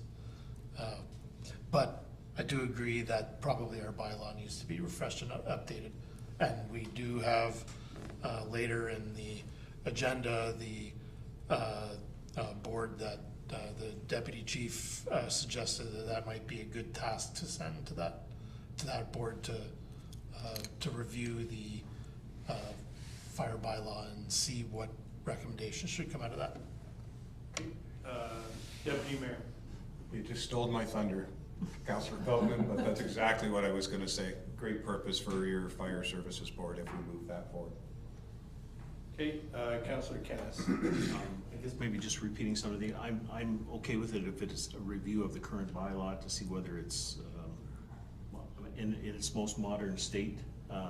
But beyond that, I'm not looking for any changes to operations at this point. Yeah, Councillor Brennan, then Councillor Hippel. Sorry. I echo Councillor Kennis. I'd be willing to vote in favor of the first that council request to review and report by staff regarding the bylaw. I'd be willing to vote in favor of that, but perhaps not the next three that's. Okay, Councillor Hippel. Thank you. Through yourself.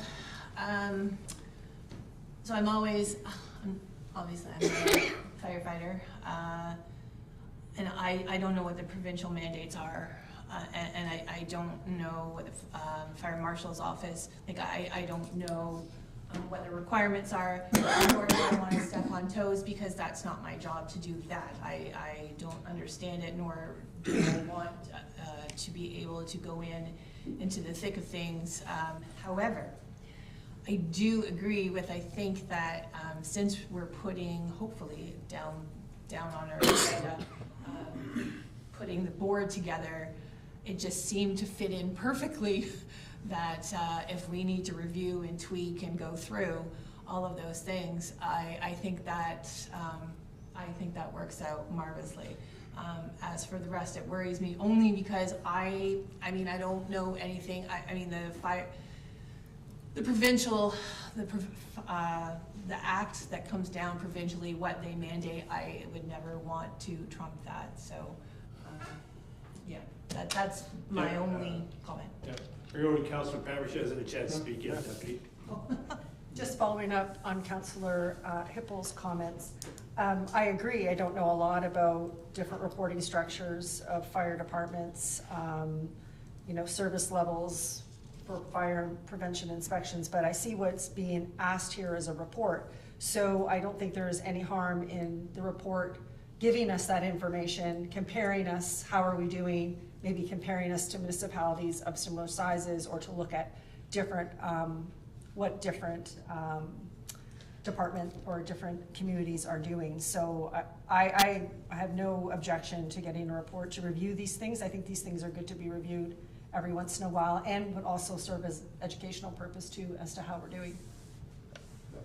We'll go to the Deputy Mayor, then you, Councillor Woolsey. I'm just going to make a motion that we defer this for 2 weeks. Hopefully Councillor Derbyshire would support this, but if we defer it for 2 weeks so that we can deal with the item further down about the Fire Services Board, and by that time it could come back and you may decide to refer this over to the board if it's actually up and running, as opposed to sending it somewhere else now. So I'll make that motion that it be deferred for 2 weeks to the next meeting for that purpose. Okay, do you have a second to your motion? Then we can question it, Councillor Derbyshire. Anyone second the Deputy Mayor's motion? Councillor Kennis. Now, questions or concerns? Did you have anything, Councillor Derbyshire?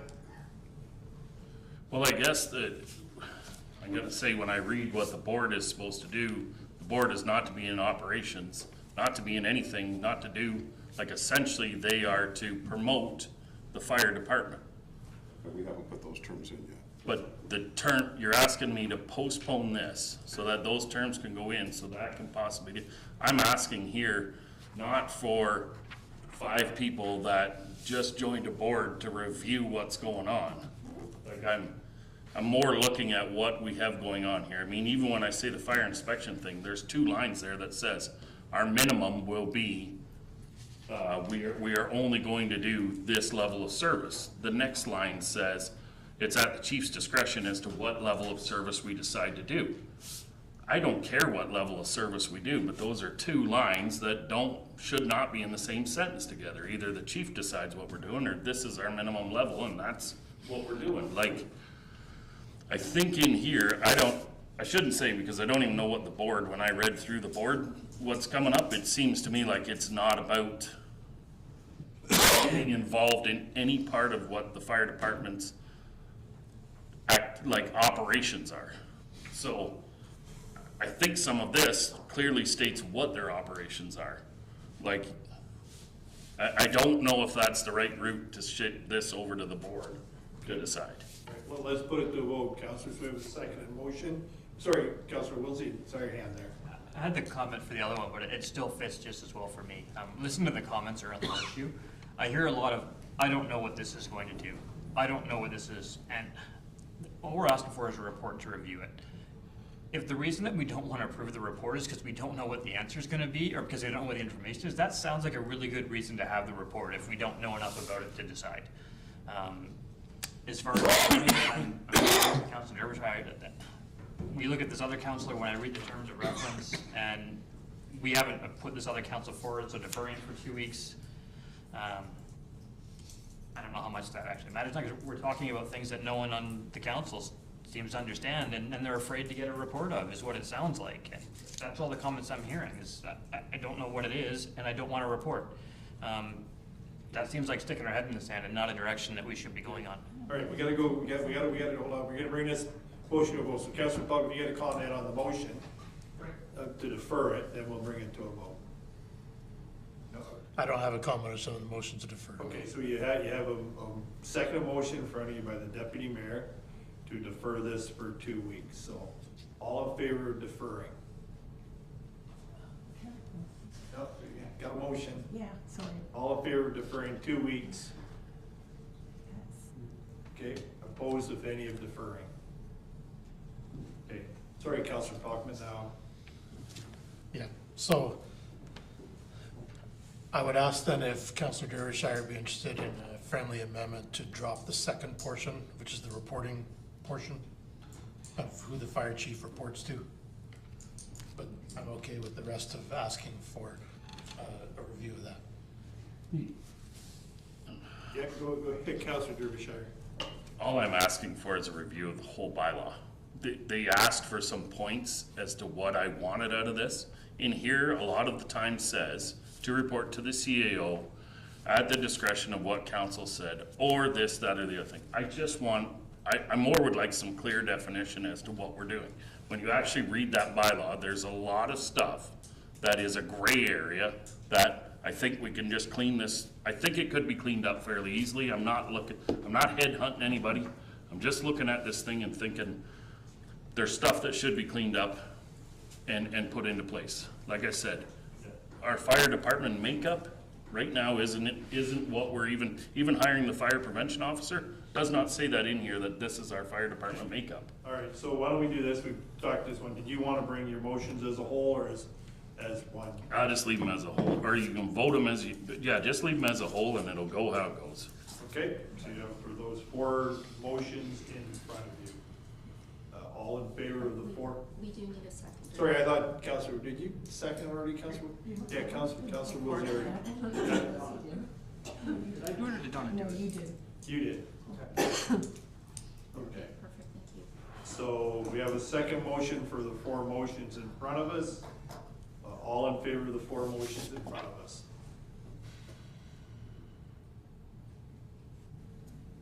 Carried. Opposed of any? Thank you.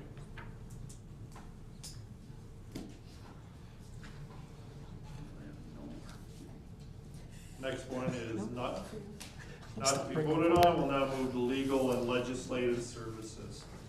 Alternate location for council meetings. Motion to receive the report. Motion to receive the report. Councillor Pammer, seconder, Councillor Wilsey. All in favor of receiving the report? Thank you. Is this going to be you or the clerk? Thank you, Chair. Through the Chair to members of council, before you this evening is a report. As requested by members of council, we have investigated alternate meeting locations in the community. And at this time, we are proposing 2 dates, one in spring and one in the summer, and would certainly be open to further direction if that is council's wishes. I'll leave it there and we'll be happy to answer any questions. Any questions? Seeing none, motion. Sorry, Councillor Canis. Sorry, I just for clarification, if we meet here, there's no broadcasting of these meetings, right? If you want to see the meeting, you got to be there in person. Through the Chair to Councillor Canis, that is correct. Any other? Councillor Derbyshire. Will they be taped so that they're played the next, like people can view them the next day? They just can't watch them direct. Through the Chair to Councillor Derbyshire, no, unfortunately we don't have any portable technology for video recording. We have also experienced issues with audio in that particular location when we did conduct a council meeting out there. I believe it was 2018, where we did attempt a Facebook live stream and just found difficulties. So unfortunately, no, we won't be able to accommodate the technology for recording. Okay, Councillor Pammer. With that information, then I have a concern that, you know, while we're opening it up to people who can come out to Caradoc Community Center, we're excluding a whole other large group of people who can't and who then later could view it. So I don't think for transparency reasons that's a really good solution, in my opinion. Okay, any other questions? Councillor Wilsey. We do a lot of live streams and things like that where we're recording even your speeches that you've done on Facebook with our communications department. With the cameras and the recording and the audio equipment we have for that,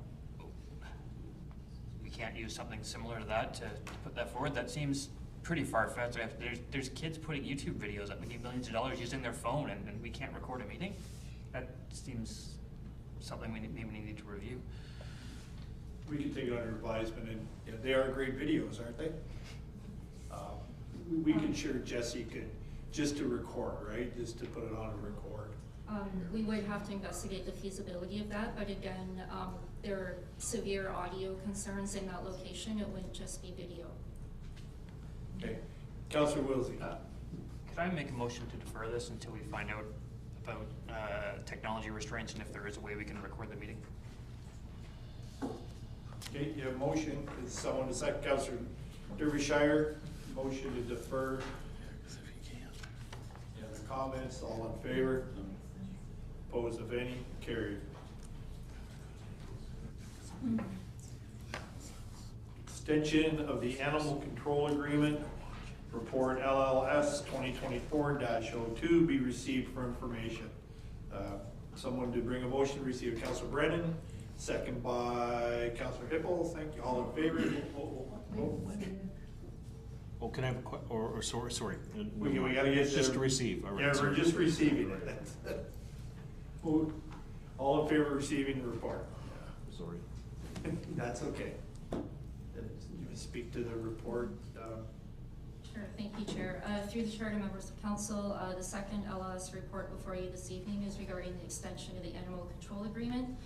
We are requesting authorization to extend that agreement by 3 more months, which will allow us time to review another potential RFP and issue that and hopefully obtain a longer contract for service. Again, I'm available for questions. Councillor Cass, did you want to ask a question first? Well, yeah, I guess that my concern is that obviously there's not a lot of people that want to do this type of work, and it needs to happen. So, just wondering what the solution would be for this matter. Councillor Hippel, did you have a question? Yes, through yourself, actually, I was just thinking the exact same thing, so I was wondering, I mean, I see it's for 3 months, but I mean, if we are having issues finding someone that would, or a business or somebody that does something like this, couldn't we just extend? 3 months, we're just gonna keep doing it for 3 months, let's just do it for a year. I guess that's one of the things I was thinking about. I'm not making you do that, obviously, that, I'm just, 3 months is just a very short period of time, and then if you don't have anybody else, it's gonna come back and we'll end up doing it again. So, you know, I'm just trying to save yourselves more reports. Just an option. Any comments on that? Sure, through the Chair to Councillor Hippel, certainly I can appreciate those concerns. So I think what we're looking at here is 3 months to try to get us to a point where perhaps we can find a longer term solution. Animal Control Centre Lobo is agreeable to those 3 months, and perhaps further discussions could be had. Thank you. Any other questions on the dog catcher? Councillor Derbyshire. I do, through you to you. I just wondered what the contract consisted of, being that I did actually phone this once to have a dog that was on the loose, and I was told if I don't catch it, they won't come and get it. So they're not actually the dog catcher, they're the dog taker. So I just didn't know what exactly this service consists of, and is it just mandatory that we have it, or is it? It's mandatory. So it's mandatory that we have a dog catcher. A dog catcher. For lack of a better term. Yeah, okay. Thank you. So we have the second motion. Other questions? Motion that council authorize the execution of an extension to the animal control agreement with Animal Care Center Lobo for 3 months ending June 30th, 2024, and bylaw 27-24. Authorizing the extension of the agreement for animal control be referred to the consideration of bylaws section of the agenda. Someone bring the motion. Councillor Caddis, seconder. Councillor Hippel, all in favor? Opposed, if any? Carried. There's something that aligns, somebody should run for dog catchers. Financial services. Recommendation that council receive report FIN 2024-08, 2023 board and council remuneration and expense report for information. Someone to bring the motion. Councillor Brennan, seconder, Councillor Caddis. Were there any questions about the report? Seeing none, all in favor? Opposed, if any? Carried. planning, the building bylaw and planning activities summary report, BBP 2024-28.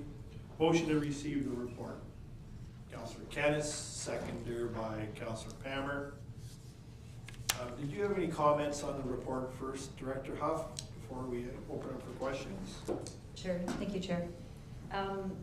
Yeah, so this is essentially just an annual report that the department's trying to do. It's the third year that we've done it. Connor McKecken, the Chief Building Official, is also here in case there's questions relating to building activity. We did try to add some additional information into the report compared to previous years based on some of the questions that have been asked by council at previous meetings, specifically on, you know, how many building permits are we getting in, how many permits are we issuing, same with planning applications, just to show that, you know, the number of permits that are coming in, the vast majority of those are being issued, with very few of those for various reasons not being completed. Same with planning applications. We're processing over 100 applications coming in. These are applications coming in this year, and we're making decisions not only on those applications, but those from previous years as well. And I just wanted to highlight, just in terms of the activity, yes, from a building permit perspective, there's fewer single-family dwellings being constructed, but we're anticipating an increasing trend in the multi-unit developments, because we see when you go into the planning application activity, you see that the type of units that we're approving now in plans of subdivision and those that are contained within the applications that we're receiving, the vast majority of those are no longer single detached dwellings. They're all multi-unit, and that reflects a significant trend towards a more affordable housing form, given market conditions. And in fact, last year, just as an example, I think we received 3 subdivision plans for 591 housing units. So those are applications that we've received. And in terms of zoning applications that council approved in 2023, that represents 836 new units, of which only 32 are single-family dwellings. So again, just not too many years ago, I was having consultations with developers for very large plans of subdivision that were all single detached dwelling, because that's what they wanted, that's where the market was at. And despite our efforts to try to get them to provide something different, the market was really promoting single detached dwellings. The market is definitely changing now. We are definitely seeing that, and that's being brought forward by the developers themselves. So I just wanted to get that across. I think that's a really great news story for this community. I think it's really healthy for a town of our size to have that mix of housing coming into our municipality. And also, I just have in that report information on site plan approval. As council is aware, the province introduced the mandatory staff delegation of site plan approvals. And so what I've done is taken it upon an opportunity to just give council the information on the site plans that have been approved in 2023. And so again, those were some substantial residential developments, but a lot of commercial and industrial developments as well. So happy to answer any questions that council might have on this one. Any questions? Councillor Kennis and Councillor Hippel. First of all, I want to say what a thorough report it is and how much great information there is in there. Second question, we didn't have a lot of building last year, but certainly this report illustrates that there's a lot in the pipeline. And as I recall, the provincial government was looking to hand out money if you got to a certain point in terms of building homes, and just wondered whether we qualify for some of this money or not at this point. I have a partial answer. Go ahead, Director Huff, because I don't think we ever set a target, but it's something we need to do. Go ahead, Director. Thank you through the chair to Councillor Kennis. So we made an application to the Housing Accelerator Fund, so that would be infrastructure money if it were to provide or allow for facilitate housing development. And that is the funding pot that's available to us because we weren't identified by the province as one of the fast growing communities, which is separately, there's different funds available for those communities. And those communities are the ones that had a specific housing target assigned to them, and they had to reach at least 80% of that in order to get the funds. And the vast majority of those municipalities did not reach those targets this year, but hope to do so in the coming years, is what the message by the province is alluding to. Unfortunately for our funding application, we were not successful in that funding application. There's some details in a subsequent report that I have. The message that we got from the province is that there is 550 applications across the country. 170 applications will be receiving funding. 30 of those are for municipalities under the size of 10,000. Of the remaining that received the funding, they're large urban municipalities. In Ontario, it's the large urban municipalities that are getting the funding or will be announced funding. And so it's unfortunate that that seems to be the trend, that that's where they're prioritizing their money. We conveyed our disappointment. The county also had a separate meeting with the same contact at the provincial level, and also to convey that disappointment that, you know, there's a lot of us fast-growing, smaller urban municipalities, rural urban municipalities that really have a lot to offer in terms of providing for housing. We need that infrastructure money to make that happen. So unfortunately, not this time, but we are in the process of making other funding applications. The province has said all funding applications, I shouldn't say all, but they said it is very likely that future infrastructure funding opportunities will require planning reform. So you see in the news that the municipalities that are getting the money are being required to update their zoning bylaw to permit more as-of-right zoning residential development, and that remains, in the opinion of the person that we were meeting with from the province, that would be a key criteria for any municipality for future funding opportunities. Any other questions? Councillor Hippel. Yes, thank you through yourself to Director Huff. Really easy, kind of random question. First, thank you for this. It was a great report, and it was extremely well written and very interesting. Actually, I got a lot of great info in it that I really liked seeing and comparing. But my funny question for you is in Figure 4. You categorize other as temporary structures like tents and such. In 2020, so we have $0 all the way through until 2022, and then it's $13,000, and then in 2023 it's $5,000.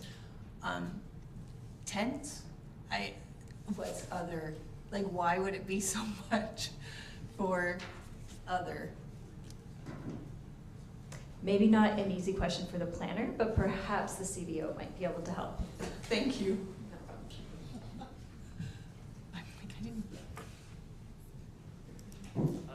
Yes, through the chair.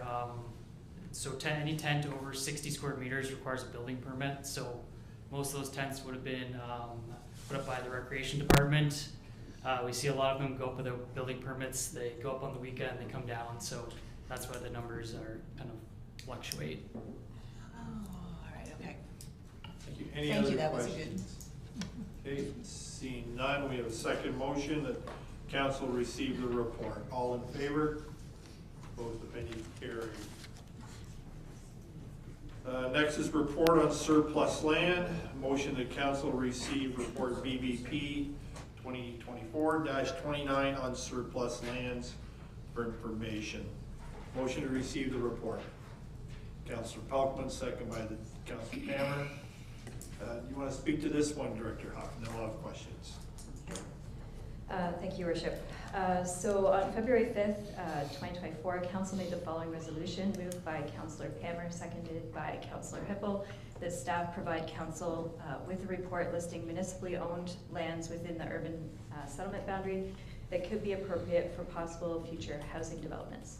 So this report is in response to that motion, and this report, it includes a number of attachments, so a number of maps that identify the location of properties owned by the municipality that perhaps council might wish to consider options for future housing developments. And another attachment, which is information on each property. So that includes some planning information, servicing information, and some other additional information that might be of value to council. I would say that, you know, based on council's direction, there certainly would be a need to dive deeper into any of the properties that are of interest. Certainly this is a higher level review at this point in time. Staff also included, for council's information, information on the sale and disposition of land bylaw, as well as recommendations on the use of municipal parks as potential surplus lands for housing. And that was as contained within the Parks and Rec Master Plan, as well as a number of best practices that staff are aware of from other municipalities. And as well, we've also provided 5 examples from other municipalities who have used surplus lands and how they've done so, providing a very point form, step-by-step examples from just 5 that the municipality was aware of. So I'm hoping that, you know, happy to answer any questions on this report, but really it's information for council and at the discretion and direction of council for next steps. Any questions, comments? Councillor Pammer. Since I asked for the report, I guess out through the chair to Director Huff, thank you very much, and I think you did a great job. I appreciate the comments because obviously, you know, we see vacant land around the community and we think, oh, that's perfect, or, you know, without really understanding what might be around it and some of the other things to consider. So thank you very much for that, another really fulsome report. It's a lot to digest, however, and you've made a lot of really great recommendations. And I guess I would just put it out there, perhaps to the CAO even. Obviously, we want to continue to move forward with this process, but I would be interested in hearing from the CAO what you think would be the most logical next step to keep things moving forward. Sorry, CAO. Through the chair to Councillor Pammer. So council has before you sort of a long list of potential properties or locations, and I think what a staff would require next is some sort of focus from council as to where you'd like us, like if there are 5 properties that you'd like some further information on. So help give staff some direction to narrow down if there are any properties or you think you'd like some further information and detail on. That would allow us to, as Director Huff said, pull together some further detail and a little bit more information, and then we can have some further discussion with council as to, you know, what your thoughts are on that property. Councillor Kennis. Just to include on that, I mean, there are a number of properties that you probably wouldn't do a housing development on because they're brownfield, but again, do they serve any purpose to the municipality, or is there a market to sell them? You know, so I think those are things we need to look at as well, because, you know, we are always looking for more money to do things, and if we're having properties that just sit there and all we do is cut the grass on, and they cost us money basically, are we not better to get rid of those things? So just throwing that out as a suggestion as well. Yep. Any other comments? Is that kind of one there, Greg? Yeah, it was forming, it's not fully formed. I'm just, before we decide on what we're gonna sell and what we're gonna keep, we should probably have a plan on what we wanna do with the land. I think if we're gonna give direction and look at different lands, we should, if one idea is, like, I really like Councillor Kennis's idea of getting rid of land that we don't have a use for, that we're just cutting the grass on. But we also don't know what the future is gonna bring. And I think as a council, I don't know if we have the appetite to build another Caradoc housing or a similar building at this point with municipal funds. So we have to, I think, give some direction to staff, or at least think about what we want with our surplus lands before we go further on this. So I think the next step is council has to decide what we want to do before we can go to a next step. Just gonna, if we may reject council through me to council, the next report that's coming up, the attainable housing report, I think you'll find that, because Councillor Pammer and I have talked about this, you may find a dovetail between the two. So certainly not a Caradoc housing, let me put that one to rest, but there's some other opportunities, but I agree with the comment that Councillor Kennis made and yourself, so. Any other comments? Councillor Tolkman. I guess an idea running through my head is that, you know, the point of the process was not really to see what we have to sell, but what can we do for attainable or affordable housing. And I think it might be worthwhile for us prior to a council meeting to just be able to have a discussion about ideas. No formal, no motions, no nothing. Just to talk about did anybody look at this and have an idea? Because, you know, I'll use me for example. Off the top of my head, the only two properties that I could see have any potential value would be number 5 and number 10. And the rest of them are either parks. Again, I agree with Councillor Wilsey that I'm not sure we have an appetite to dispose of a park or a very tiny Brownsfield, which, you know, we may or may not be able to build anything on. But those two pieces of properties to me spark some interest. I don't know what the servicing options would be, but maybe through a discussion we can say, hey, this piece of property interests me. What are the options we could do with this piece of property? And I would agree with that. So, any other comments? Seeing none, so we have a second motion to receive the report. All in favor? Opposed, if any? Carried. It is now 7:56. We can do the next report, or we can take the bio break. Now, I'm going to suggest we'll take this report, and then we'll take our break in council. So, the motion to receive report on attainable housing opportunities, be received for information. Councillor Hippel, second by the Deputy Mayor. You want to speak to this one? And I will just say that was a very thorough report, Director, and it's appreciated. I did have some notes, but I think I'll save them because I'm liking Councillor Pelkman's idea, maybe a special session, information session where we could, but if you want to speak to the report. Thank you, Worship. So on September 18th, 2023, Council made the following resolution, moved by Deputy Mayor McGuire, seconded by Mayor Grantham, that Council directs staff to bring back a report on opportunities for attainable housing. So here we are. So the purpose of this report was, I was hoping to get across to Council some of the things that the municipality has worked on in the past, as well as also coming back with some maybe new recommendations and outstanding recommendations for items that we haven't yet done.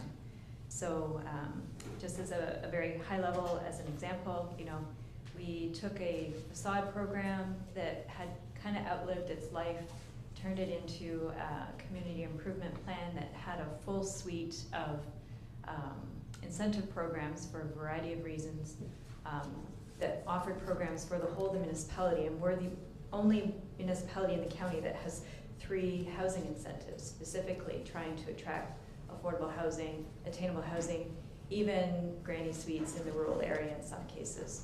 And so, but we recognize after we put this plan in place that there are still things I would do differently. I would open it up. There's some, I think, other things we can do as part of that program if we wanted to further your goal of building on the attainable housing opportunities. And then as well, the municipality completed an attainable housing study as part of the official plan project. And I think it does provide a fulsome where are we, what can we do analysis of opportunities for the municipality to enhance opportunities for attainable housing. And so that report itself also contained a number of recommendations. So I went back through all of those recommendations, was able to pull out, these are the things that we've done to date. So all of the things that related to recommendations for policy, we've implemented them already in OPA 14. OPA 14 is now under appeal, so unfortunately those policies aren't in place, but they're there. And we know that with the zoning bylaw update that we're going to do, we're going to be able to knock off all of those regulatory zoning requirements that were recommended in that study. but there's still a number that are outstanding. And so I've tried to pull those out and put them back on the table, because they could certainly use some refresh and direction from council to make them come to life, if you will. And then I'll also mention that staff met with the Director of County Planning, as well as General Manager Cindy Howard, on Finance and Community Services. So Cindy is responsible for the housing file for the county. And so they shared with us a lot of the work that they've done on attainable housing and the resources that they have created. And so I've included that in the report. And really from that conversation, what I learned is the next step for them is to come forward with an implementation plan and to find funding to assist with hiring a person to hopefully help them update the county housing and homelessness plan. And so that would come back to county council, and hopefully there will be some updates at that level for us as well. And also wanted to give a big shout out to the county for their assistance. Actually, they provided some really crucial assistance on the background information that was required in order for us to make an application to the Housing Accelerator Fund that I talked to earlier. So we couldn't have made that application without their assistance. And so those are the supports that they have been able to help us with in our goals, and certainly through that implementation plan that's coming forward, I would think that there's other opportunities as well. And then I would just leave it that, obviously there's a number of recommendations there. Again, open to hear council's thoughts and direction on that. Some of them will have financial implications. Others, really, it's perhaps an opportunity for staff or council to forge new partnerships with community members or groups, nonprofits, etc. And so, the sky's the limit. There's a lot of options out there for us to consider. And certainly there's probably lots that I didn't think of that's not in the report, but certainly I'm happy to hear council's direction on this. Okay. Just a couple comments, as I did ask for this report. The words that I like in their director are the words partnership. So I think that's what would be key moving forward, is find a partnership, whatever that may be. But I did highlight some stuff, and along with Heather Lawn, I do visit a lot of our local employers, and I will tell you that amongst our industry, our local employers, there is a key need, not a want, but a need for more affordable housing down to rent geared to income. We do hear that from many of our employers and prospective employers, and it is noted in your report that the agriculture sector is looking for, affordable housing, so that there is a need in our community for this. So I'll open it up to comments. Councilor Woolsey. Just to go on to the one that with agricultural, just a few things that we've had come through council over the last year. We've had at least 2 houses where we had to knock down an existing house that was livable so that we could build a new house on the same property. And temporary zonings where you can approve a house for 3 years. I think if there's something we can look at for that, that would be without actually losing farmland, because that's already on residentially zoned land in the rural area. If we were to allow more than one detached dwelling on the house, I think that's something I think we've seen come up of quite a few times, where it would be an easy solution without actually impacting any of our services and increasing the tax rate in the rural area. Any other questions or comments? Seeing none, Councilor Brockman, I do like that idea of having a session at council to talk about this. So, seeing no further questions, we do have a report on attainable housing. Be received for information. It was seconded. All in favor? Opposed? Any carried? I think, Director Hoff, we could probably get through the CIP application. So, motion to receive the report first. Deputy Mayor, second by Councilor Pelkman. All in favor? Carried. Director Hoff, could you speak to the application? Sure, thank you. So this is an application through our beautification program for a property in downtown Strathroy, 85 Caradoc Street North. So that's the music spot. And so what is being proposed is to reface some of the brick on the property.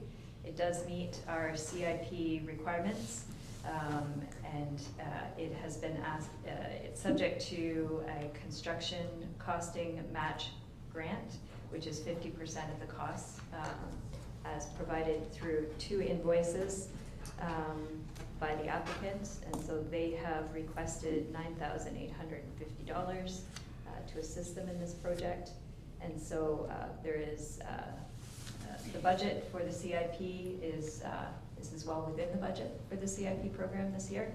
And so we'll certainly have lots of money if council wishes to approve the CIP application. I think it's good that a refresh on a building that is in our downtown, and it would restore the historical look of the building, which I think is also important for our community. Thank you. Thank you. Any questions? Deputy Mayor.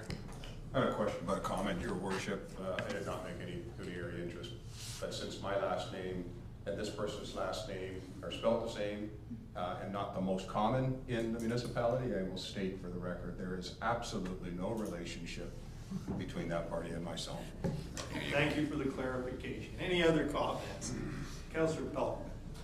Just that I'm happy to support this project, and this is a type of business that has some economic development opportunities for it, because as people from the outskirts of town bring their kids in for lessons, they go do something else in the meantime. So that means they're probably spending money in our municipalities. So I would be happy to make the motion to move this forward.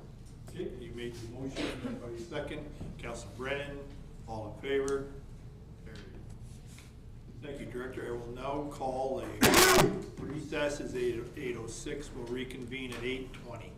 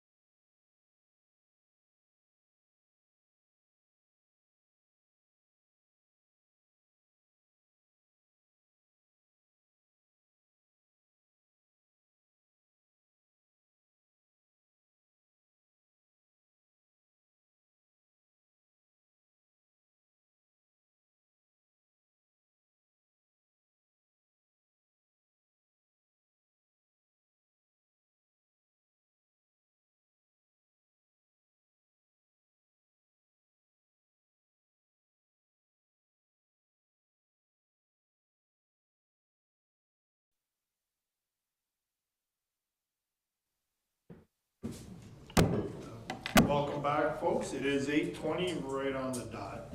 We'll now move to community services, municipal facilities being used in weather emergencies. Report CS 2024-27. Motion to receive the report first. Councillor Pelkman, second by the Deputy Mayor. Director Lilborn, did you wish to speak to this report? Thank you, Your Worship. The report in front of you this evening, Council asked for a report on the possibility of using municipal buildings in weather emergencies. That stemmed from a delegation at the December 4th Council meeting by Brad Morrison from the United Strathroy United Church, requesting an amendment to the municipality's emergency response plan. So in the report, I mentioned that the Gemini Sportsplex has been activated as a reception center 3 times in the last 11 years. All of those were weather related with extended snowstorms. So 402 closures, and one was 3 or 4 days, and then there was one for a couple days, and but it was the length of the weather pattern determines how long we're actually keeping the reception center open. So when we look at utilizing municipal facilities for shelter with regards to weather emergencies, I thought it was important that we define what we're referring to when we're talking about emergencies versus weather emergencies versus extreme cold alerts, and so on. So I provided some definitions there as well. I actually pulled the definition right out of our emergency response plan for the reception center. Also defined what a warming and cooling centers are. And then I thought it'd be important that I identified some of the current options that we have in the community for warming and cooling centers, as defined as warming and cooling centers. The county libraries is the only system that we are aware, when I say we, staff, are aware that actively promote their spaces as warming and cooling centers.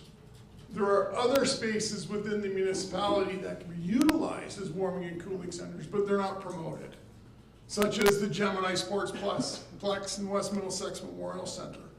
Those can be used as warming and cooling centers, but there's no guarantee they're going to be opened, depending on what the programming is going on that day.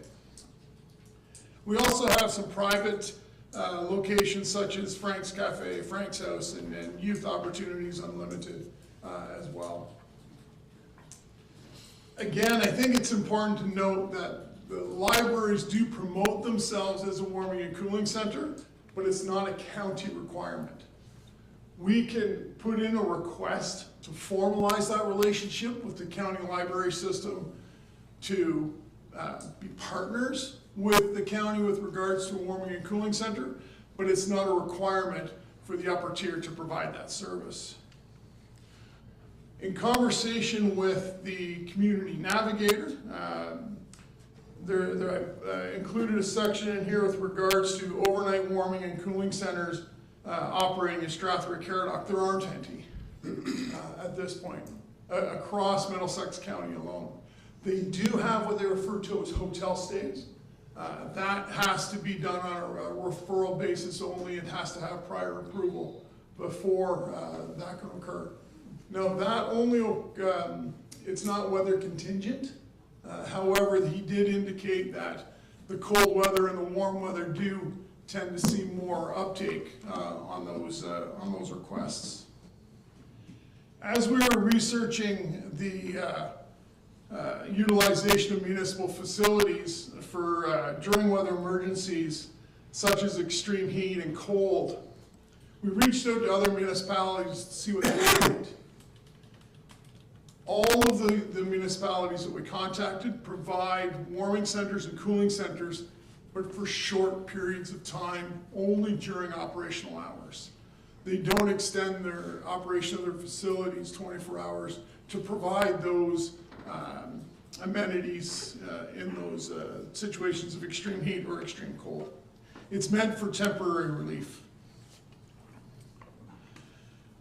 While we were doing the research, we decided we wanted to know how many days the average would be where we would experience an extreme cold or extreme heat.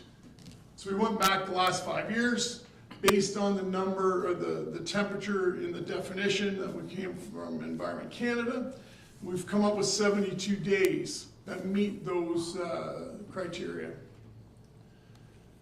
So we thought, well, we should provide council with a list of inventory for warming and cooling centers, so we provided you with some options. So during operational hours, we've identified the county library system already, where we can actually formalize that arrangement with the county, should we wish to. I gave some explanations into West Middlesex Memorial Arena, whether the benefits of warming center or cooling centers. There are challenges in our operations because we do redeploy our teams when we have low programming. So if we don't have programming in the summertime on a Saturday or Sunday, we'll shut the building down and redeploy those staff members to somewhere else in our park system. So that helps us get caught up in line trimming, or it's vacation coverage, and so on. Utilizing facilities during certain periods of the year. So West Middlesex Memorial Center, using it as a cooling center in the summertime becomes extremely difficult because the facility is full of vulnerable youth. So having strangers walking in off the street, occupying space where we have hundreds of children, where we don't even let their parents pick up their kids without showing ID, would be problematic. Same thing occurs with the Gemini Sportsplex in the summertime. Again, it's more of a redeployment of staff throughout our operations. Caradoc Community Center has its own challenges because we don't have on-site staff. So we'd have to look at either hiring on-site staff or it fully be operational through security systems, security guards, sorry.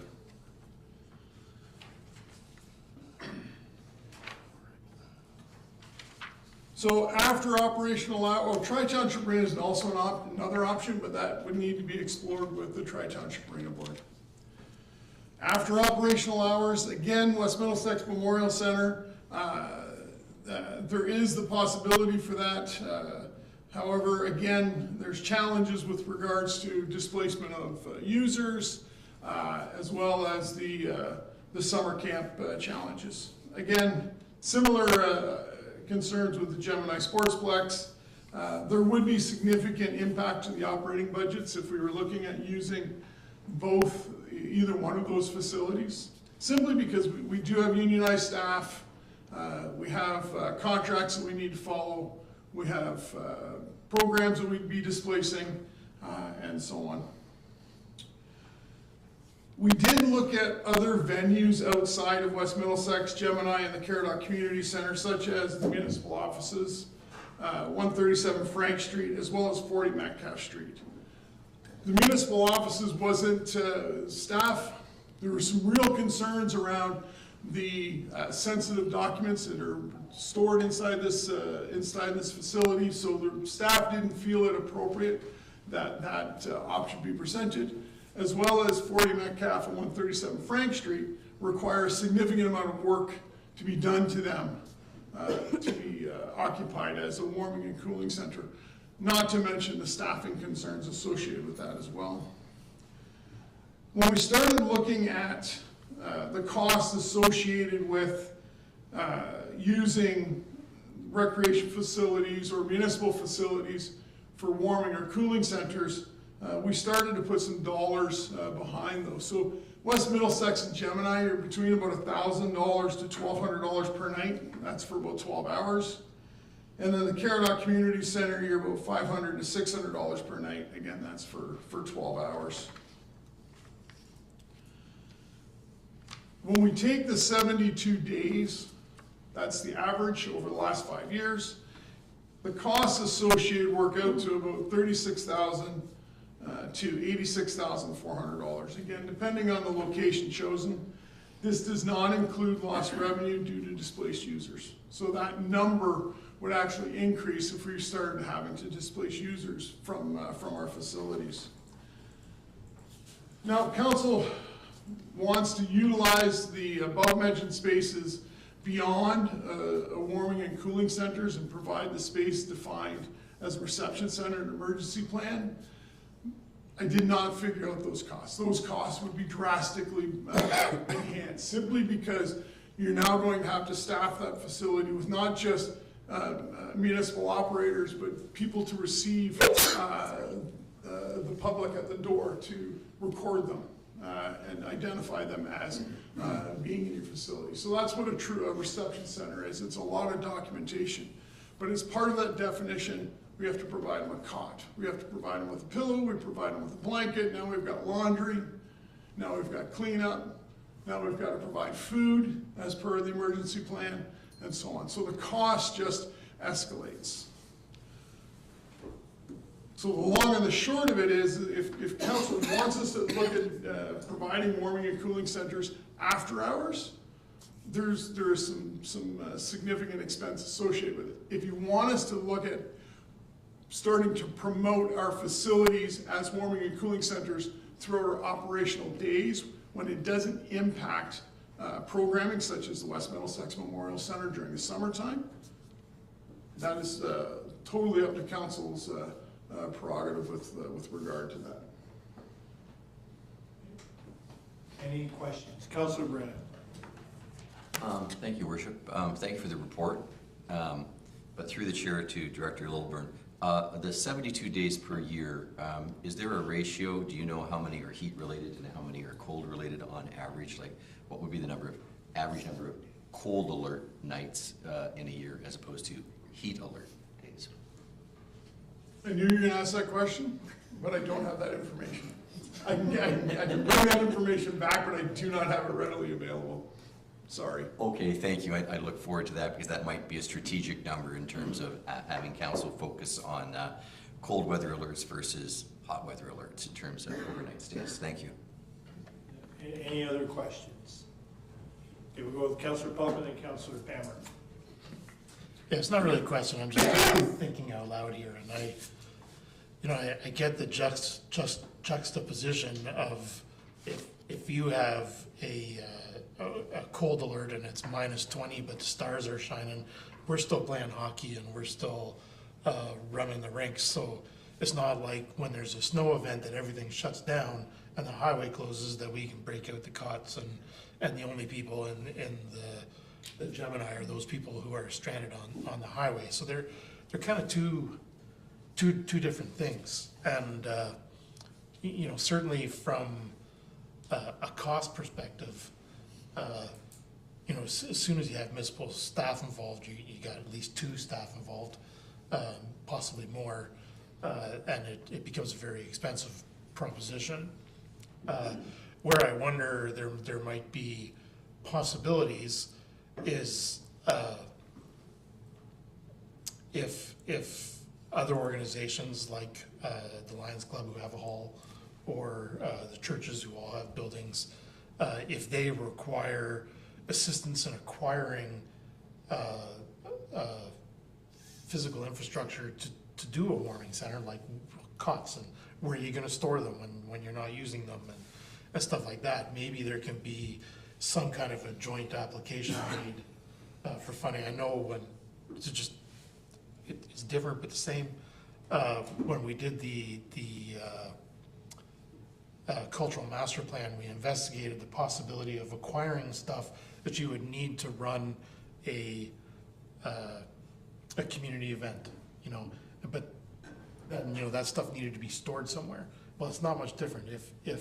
If we could purchase the cots and purchase the warmers and all that stuff that goes along with providing meals for those people while they're there, and then be able to store it someplace, that may be something that we can assist with. But just the cost of the personnel alone would add hundreds or at least tens of thousands of dollars, if not hundreds of thousands of dollars, to our budget. Councilor Pammer.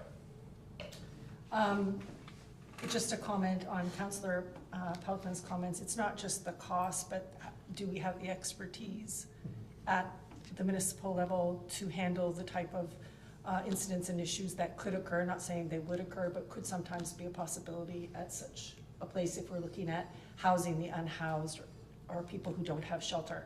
I did want to share with council that I sit on the Middlesex Homeless Advisory Committee, and which is run by the county, and a church in Strathroy has come forward that has space and is looking for partners, particularly with service providers like CMHC or people experienced with helping people who are homeless or in need of some temporary shelter.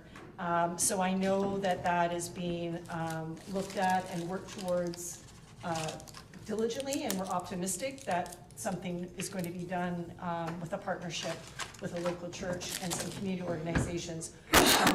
I will, offer the municipality support where we can and bring that back to council if there's anything that a part we could play in facilitating that. We've already done part of it, which is change the zoning, so this could happen. The institutional zoning, we've done one piece of it, but I will be happy to bring it back to council if there's any other way we can facilitate that. Any other questions or comments? I'm just gonna echo, and that's my favorite new word, is partnership, and that's what, like Councillor Pelkman and you, Councillor Parra, is gonna suggest that we find a partner, and we couldn't go this alone. I think the message is we're willing to do something. We just need somebody, whoever it is, to partner with us, because I am aware of what's happening on the action committee, so I think we just continue the course, and I maybe ask Councillor Pammer, you keep talking at the Homeless Action Committee, if there's something that comes up, bring it to council, and yeah, we do have COTS already, so there may be something we can do. Okay, seeing no further question, we have a motion to receive the report. All in favor of receiving the report? Opposed, if any? Carried. Next, motion to receive the park condition assessment RFP award be received for information. Motion to receive it. Councillor Brennan, second by Councillor Hippel. Director Lilborn, did you wish to speak to the report? Certainly, Your Worship. The report in front of you this evening is just a tender award for a park condition assessment. Back in the 2023 budget cycle, Council did approve a park condition assessment. During those deliberations, we did issue that tender out about a month, maybe 5-6 weeks ago now, and the results that came back are in front of you with a low bid of $34,345, and the next lowest bid was $92,561. Any questions? Deputy Mayor. Thank you, Your Worship. Through you to the director. So I think I've asked a similar question when we had another one of these $35,000 condition assessments being requested. And why do we have to have a third party come out for $35,000 and do something like this when staff are in the parks all the time and should be able to have this information available to them as to the condition of a park or parks, and be able to report that back up if we're looking for funding to do something at budget time. So through the chair to Deputy Mayor, we're just not looking at the turf. We're not just looking at a ball diamond. We're looking at everything in between. So I can give you, there is hundreds of items that this building condition assessment looks at. It looks at everything from gardens to hedges to planters to ponds, retaining walls, creeks, trestles, utility, washrooms, playing fields, bollards, commemorative plaques, flags, pedestrian gates, parking blocks, and so on. So, and all of them are provided a number, which then gets entered into our database through Citywide. Can staff do this? Absolutely they can. If we had it dedicated 2 weeks, to be able to stop doing everything that we're doing now and go and just do a park condition assessment. Am I an expert in everything? No, but I do know people who would be able to, if I had a question, I could call and get it answered, right? So it's not just a matter of driving through the park and going, oh, the turf is a little rough, maybe we need to roll it. It's a lot more. It's a lot more than that. It goes down all the way into plumbing fixtures within the bathhouses in the parks. Goes to the fence lines, the backstops, the condition of the playing surfaces, and so on. So it's not just a simple drive through the park and be able to make an assessment. It does take a fair amount of time to conduct that. As part of this assessment, there is a certified playground inspector who comes in and does that work and checks all of our playgrounds out to make sure that they meet CSA standards. We don't have the expertise on staff to do that work. That's a specialized field. We don't have the equipment to do the work. They actually test the absorption rate of our safety surfacing. We don't have that piece of equipment. We don't have the measuring devices to measure the slope of a slide or the opening in railings and so on. Can we purchase all of that equipment? Absolutely we could. But then we would need to train the staff on how to use it properly. And if we don't use it properly, are we opening ourselves up to some exposure there? I'm a firm believer that we do our maintenance on our equipment as per the manufacturer's recommendation. And I'll use a compressor as an example. Oil changes happen at 3,000 hours. Top end happens at 6,000 hours. Change happens at 9,000 hours, and an overhaul happens at 12,000 hours. Our staff aren't trained to do oil changes, top ends, or overhauls. So we bring in the experts to do that. This is a similar situation where there is some expertise that takes place with regards to the work that's being done. Can we do the majority of it? Sure we could. It comes down to time. Any follow-up? Councillor Wilsey, then Councillor Derbyshire. So just when we talk about the CSA inspector for the playground, I was thinking about that because I do a lot of CSA inspections with the equipment that I sell and install. With all of the inspections that I've done by Ontario law, once it's in and certified by an engineer, unless you make a modification, I don't have to get an engineer back for everything that I've done. And these are much bigger things with much more moving parts and much more dangerous than a playground. Why do we need a certified engineer to come back and tell us that the playground we bought that was certified and worked 5 years ago that we haven't modified still meets specifications? I guess I'm confused to that part, why we have to get it recertified or rechecked. Like if something's broken, we're gonna fix it. At least I'm assuming that if a bar is broken, we're gonna fix it and the gap's not gonna get too big. Bars that are bolted aren't going to move. I just don't understand why we need to get them recertified when they're already in. Through the chair to Councillor Wilsey, we're not getting them recertified, we're getting them inspected to make sure that they're safe. It's not an engineer who's coming in, it's someone who is certified in conducting those inspections. When you refer to a piece of equipment that you install through your everyday work, it may get installed into a manufacturing facility where there may be, it'll be indoors, most likely, I'm assuming would be indoors, where these playgrounds are outdoors, susceptible to the elements, susceptible to hundreds, if not thousands of kids utilizing them through the summertime and displacing all of the wood chips and compacting those wood chips to a point where they're no longer absorbent to the CSA standard. You may have a rope that may be fraying on the inside that when staff are doing a visual inspection don't see that because they're not stopping and actually conducting a thorough inspection of the playground like this certified playground inspector would do. You don't get frost movement inside a manufacturing warehouse where you would in a playground, where you do have frost at times, does heave the playground and shifts it out of alignment. So all of a sudden those gaps that were safe 2 years ago have now expanded, maybe by 1/4 inch or 1/2 inch, large enough so a child's head can get through and potentially can suffocate themselves. Or if they're on a slide and they've got a drawstring and the shift in the movement over the wintertime has opened up a gap large enough for the drawstring to get caught into the slide, and now we strangle a child. These are all of the items that we're looking for when we're conducting these inspections. We don't do them on an annual basis. We have typically in the past, and the previous councils have approved this before, it's about every 3 to 5 years we bring in a certified playground inspector. This is just going to be one of those opportunities where I don't have to come back asking for this work to be conducted, because it'll be done part of this park condition assessment.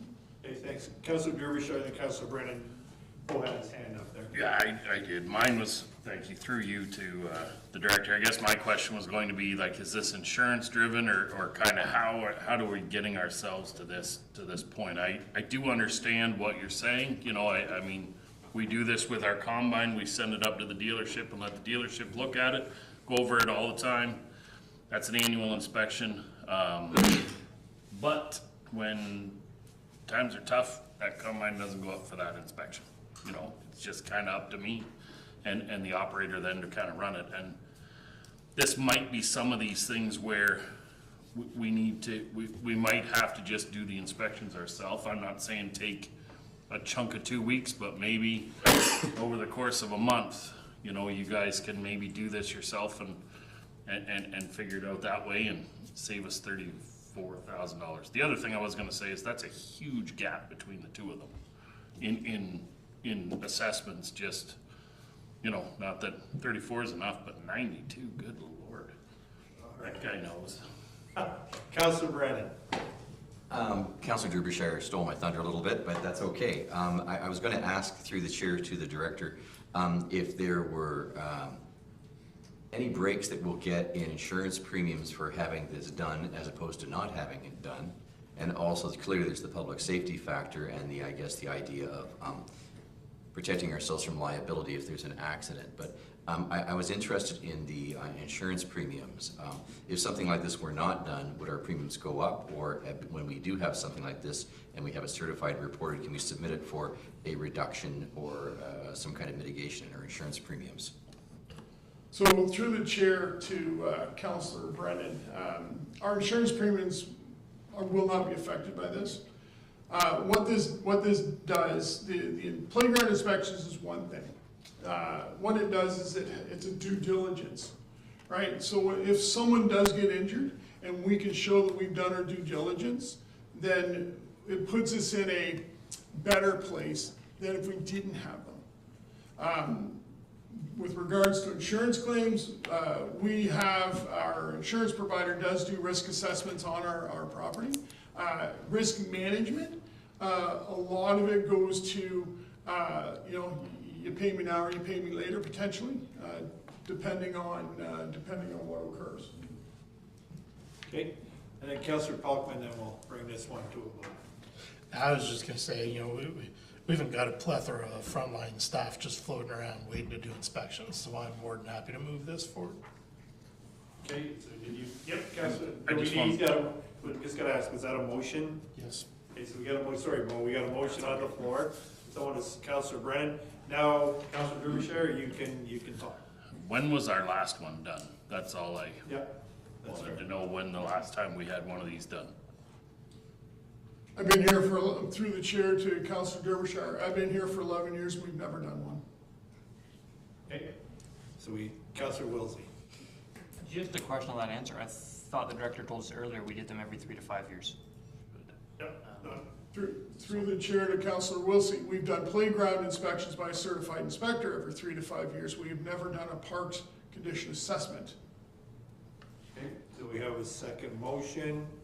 All in favor? So can I have that motion read back? Yeah, Paul, I think he just made a motion to approve the, go ahead.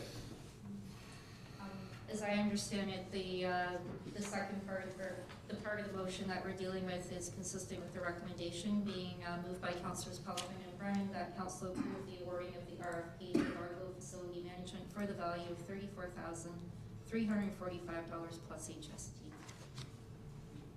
Can I ask one more before we vote? You sure can. Being that we haven't done one of these, and we now go and do one, and find defaults in this and that, and we're now fixing them as opposed to going with our staff did their due diligence to find everything that was wrong. So if they come back and say our slides now don't meet the UV standards, your sod is or your spongy stuff's no good, like, I'm just saying we might open up something we don't particularly want in this here too, and then we will expose ourselves to, well, you knew this was wrong and didn't fix it, or didn't remove it. Fair enough.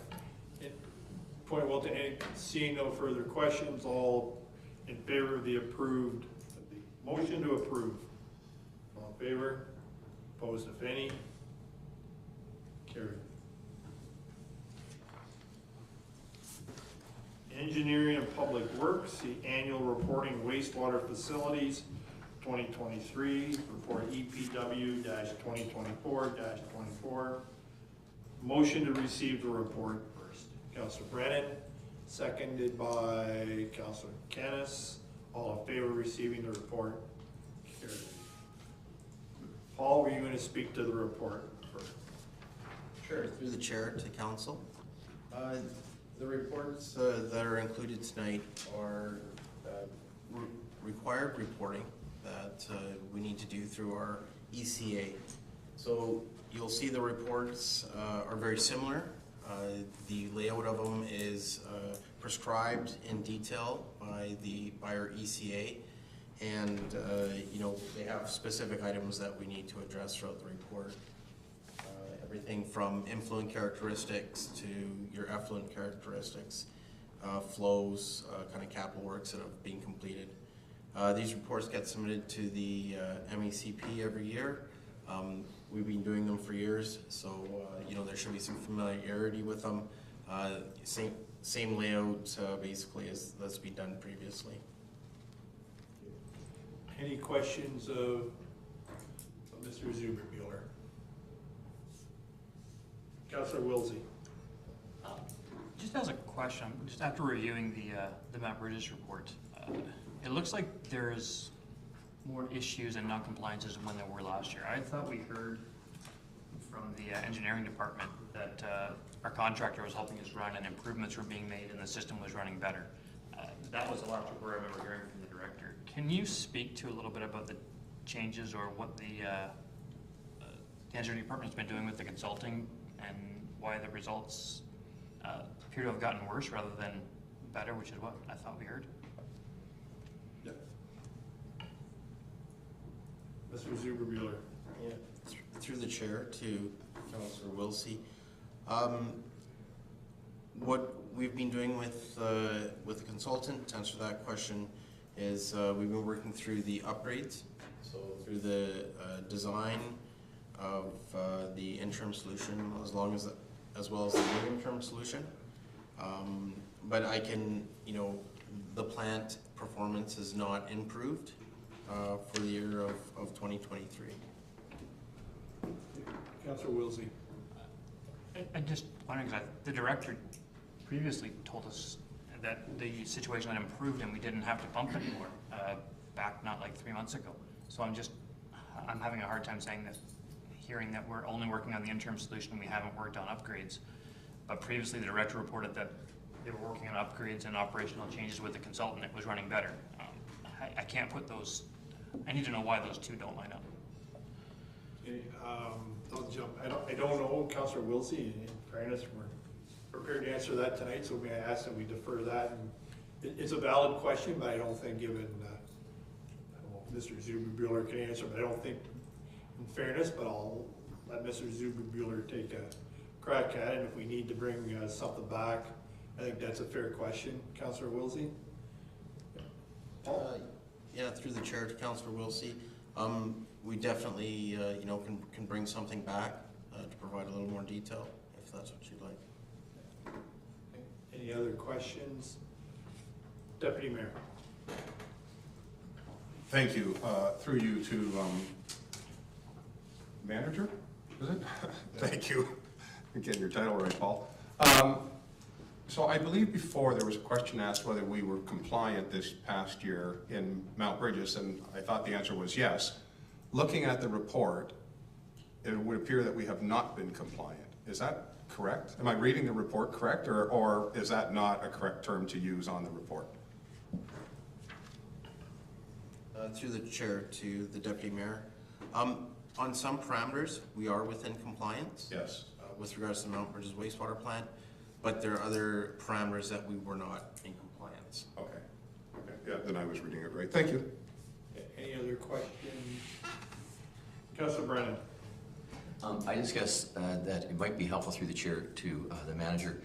When we get a report back, if we could highlight any trends or changes that have occurred between, say, over the last 3 years, just to give us sort of like a 2022, 2023, 2024 kind of overview of where we've been trending in terms of our compliances, and maybe just notes as to explaining any changes or deviances. I think that'd be helpful in the report. That's just because numbers are great, but sometimes it's great if we get nicely ordered columns with the same thing beside each other for 3 consecutive years, and then just maybe a nice explanation beside it as to what the changes mean and why they've occurred, and maybe also a note as to what actions are currently being taken in terms of plant modifications to address it, and maybe a timetable for when those modifications will be complete. Thank you. Okay, move on to, oh, sorry, was your hand going up there? I was, sorry, I was just gonna ask, and I maybe, the manager might not be able to answer this, just in the Strathroy wastewater plant, I know that we did run into, an issue with the liner. I know it was fixed. I just wondered where we were with kind of whether that needs to be completely removed and a new one brought in, or what our process moving forward is going to be kind of with the Strathroy plant, just so we kind of have an idea of what we're looking at with it too. If you can answer that, if you can, that's okay too. Manager Zuermuller. Yeah, through the chair to Councillor Derbyshire. Yes, we have encountered some issues with the liner over the last 12 months. Also for the Strathroy wastewater plant, we're in design for the addition of an additional aeration cell. The plan is that once that new aeration cell is in and up and running, it'll give us an opportunity to take down the current aeration cell that is running and replace that liner, as well as update the diffused air system. Right now, being that we only have one cell, we cannot take that out of service. So, right now we're kind of limited to patching like we've been doing. Thank you. And I'm gonna flip this over to Councillor Wilsey or Councillor Brennan. We need a motion to request a report. So I know you two are on, so if one of you wants to make a motion to request a report, then we can get the report. Can I make a motion to request a report on the operational changes done on the Mount Bridges wastewater treatment facility, both by our staff and the consultants, and further that report include the results, whether positive or negative, with each of the changes that were implemented. Okay. Seconder for your report. Councillor Brennan, we have a motion for a report. All in favor? Any carried. Thank you, Paul. Thank you, Paul, for turning my phone. I'll move to item 9.5.2. Did we approve these? Yeah, we received the report and we voted on it. That's, very yep. cool. The long-range financial plan and wastewater rate study tender award. Motion, the council receive the report first. Someone bring the motion. Councilor Brennan, second by Councilor Kennis. All in favor? Carried.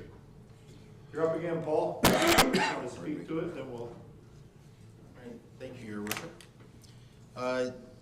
As part of our 2024 capital plan, we had to go out and get someone to complete our long-range financial plan, as well as our water wastewater rate study. This is required under the water regulations that we get this completed every year. We put this out to tender. We received 3 bids. BMA was the lowest price. Completed our plan 5 years ago, and we had no issues or concerns working with it. This work will tie in nicely to the results of our master plan, and they'll be able to incorporate that information into our long-range financial plan so that we can have the necessary water and wastewater rates to make sure that everything is running smoothly. Any questions? Okay. Seeing none, there are 2 motions that council approve the long-range financial plan water wastewater rate study be funded from the 2024 water and wastewater capital budgets. And further, the council award the long-range financial plan water wastewater rate study to BMA Management Consulting Inc. in the amount of $31,504.40, including full HST. Someone to bring the motion. Councillor Kennis. Sorry, I was gonna ask if we could split them.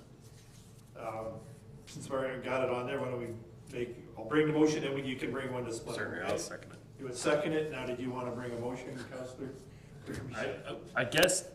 Go ahead. Yeah, I guess where my mind was going here was, I see Watson and I see BM did us 5 years ago. I just I like people seeing fresh eyes on stuff. So I know they're a little more money on the 39,000 for the Hemson Consulting Limited, but that was gonna be where maybe my mind went with possibly letting somebody who hasn't kind of worked on a lot of the other stuff have a look at this. Now, I know that would be an amendment to the original thing, but no, that's a fair comment. Did you want to comment on that, Paul, about Councillor Derbyshire's question? Through the chair to Councillor Derbyshire, all 3 firms that provided pricing are well-known, reputable firms. I guess just to help Councillor Derbyshire, is there, and I'll help you both, to put it this fresh set of eyes? Would there be a problem with us going with the higher bid? Would you be comfortable with that in a fresh set of eyes? Through the chair to Councillor Derbyshire, we're willing to go ahead with council's selection on which one to use. Okay. Go ahead. then I guess would I make an amendment to that motion that we use them as our, instead of, or as an alternative to BMA, just on the basis of it's somebody that will put kind of fresh eyes on this, not. Remind the clerk and I, who is the company that you wanted to? I'm going with Hemson. Okay. You have a seconder to your motion. Sorry to clarify, so the initial motion was moved by Councillor Kennis and Derbyshire, so if it's a friendly amendment, I'm wondering if Councillor Kennis is in agreement, and then I can certainly read out the modified or amended motion. You're on the floor, right? Why don't we vote on this one? Because Hemson does something for us too, right? They do the water rates, so you know, I think there's a few companies that this stuff moves around on, and again, you know, just keeping in tune with people's comments earlier today about saving money. It's only $8,000, but it's $8,000, so I'd like to vote on it, and if it gets rejected, it gets rejected, and then we vote again, so. Okay, got it. Any other comments? All in favor of the motion in front of you, the council approve the long-range financial plan, and the council award the long-range financial plan to study the BMA management. All in favor? Opposed, if any? Carried. Thank you, folks. Next is the Mount Bridges wastewater treatment facility interim solution. Motion to receive the report. Someone to bring a motion. Councilor Brennan, was that your hand? Someone to second. Councilor Pelkman, all in favor?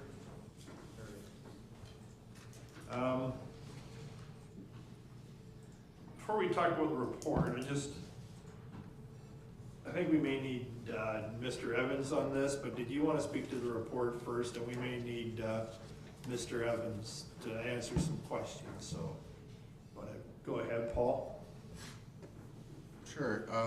The third report that we have this evening is related to the interim solution. It went out to tender, received 4 bids, and FinBuilt was the lowest bid for this work. Okay. Well, I'll go first because I'm not sure who to ask this question to, so I'm going to go right to you, David. If I remember, and a little bit concerned how we got to this price, because I'll recall that in July 6th of 2020, it was estimated to be $90,000. July 4th of 2023, it was estimated to be $250,000, so you could imagine our shock when it comes in at almost $800,000, and I will tell you, that's causing me a great deal of angst, so I will just be blunt. I'm gonna put you on the spot and ask you to explain it to this council, how we've gone from 90 to almost 800, so I'm gonna leave it over to you, David. Absolutely, Your Worship, thank you and council for letting me speak for staff on behalf of this report. Absolutely, I can understand your concerns about cost as being a very, very significant issue. Before I go to cost and talk about that, I'd like to talk a little bit about the background about how we got here and what this is. And Councillor Wilsley brought up an excellent point, and that was the discussion about what's happening at the plant now and what is performance been this year, and this year it has not been good. So as a reminder, we've done a number of studies on the plant. We've got a PhD working for us, we've built the models, we know how the plant runs. And the RBCs that are at the plant are essentially too small. So the plant is not able to meet its rated capacity. We're at about 35 to 40% now of the rated capacity of the plant, and that's topped out the equipment. So you're really not able to treat any more than what you're getting right now. And when we say we're not in compliance, that means that the effluent that's going out to the environment has got too much pollution in it. So the plant is polluting more than what the allowable amount is into the environment. Now, we've known about this for a while. The plant has struggled for quite some time. Many things have been tried in order to optimize the performance of the plant. Everything has been tweaked. We've spent a bunch of time talking to the MECP about the issues. They're in agreement with where we are on what the problems are. So we have gone to them and we've done a couple of things. And you mentioned the $90,000, that's the first one I'll talk to. The first change that we made was actually at the pump station in town. The big issue at the plant with RBCs is that they really want to have a continuous flow of influent coming into them. And that's not what happens in our society. In our society, in the morning there's a big peak and in the evening there's a big peak. So the plant gets these shots each day, and RBCs don't manage that very well. If you've got very big ones, not a problem, you've got lots of capacity, they can handle that. But ours are topped out, so we needed to peak shade. So we spent $90,000 to make modifications at the pump station to pinch off the lines so that we could bleed the flow from the pump station more slowly into the plant. And that did buy us a little bit of time. So that helped a bit. Still having issues with complaints, and of course as time's going by, we're adding more houses, more are getting built, the number is continuing to go up. So the next thing that we did was approach the MECP and say, we know that we're gonna have to do some fairly significant work. It's gonna take a while to design that and get to the point where we can build it and get it done. In the interim, because the MECP is putting a lot of pressure on, we said in the interim, we're gonna do an interim solution, which is use an existing tank on site, use it as a buffer tank, and use that to slowly feed the flow into the plant. That is this interim solution that you have in front of you right now. The $250,000 number, which you heard in the fall, I'm afraid that didn't come from us. We've been doing some digging to try and find out where that might have been from. I believe that the director may have picked that up out of a design meeting, and it was actually a discussion about the pump package that is in this interim solution. So that number does match very closely to what the pump package is in this particular solution. So, cost-wise, you see the numbers before you. The FinBuild number and the Burnham number are what we would expect the cost to be on this project. When we go through and look at the works that are involved, this is what the cost would be. The other two numbers are a bit higher. Those companies are further out of town and tend to be a little bit higher. So those numbers are very much in line with what we would expect to see. I know that this is not good news. This is a very expensive number. There's bigger ones to come as we get to the upgrades that need to happen, and also at the Strathroy plant as well. There's going to be considerable cost in order to move that forward as well. The MECP has given us significant leeway. The plant has not performed over the last year. The reason they're allowing that is because council has previously committed to move this project forward. There has been a commitment to do something to fix the plant. And as long as the MECP sees that happening, they are happy to give latitude. They know that it takes time to get these things done. It takes time to do design. We have to submit to them. It takes time to get agreement. It takes time to put budgets together. They are expecting us to go ahead with this. They've got a lot of levers that they can use to make our lives difficult. They can issue an order.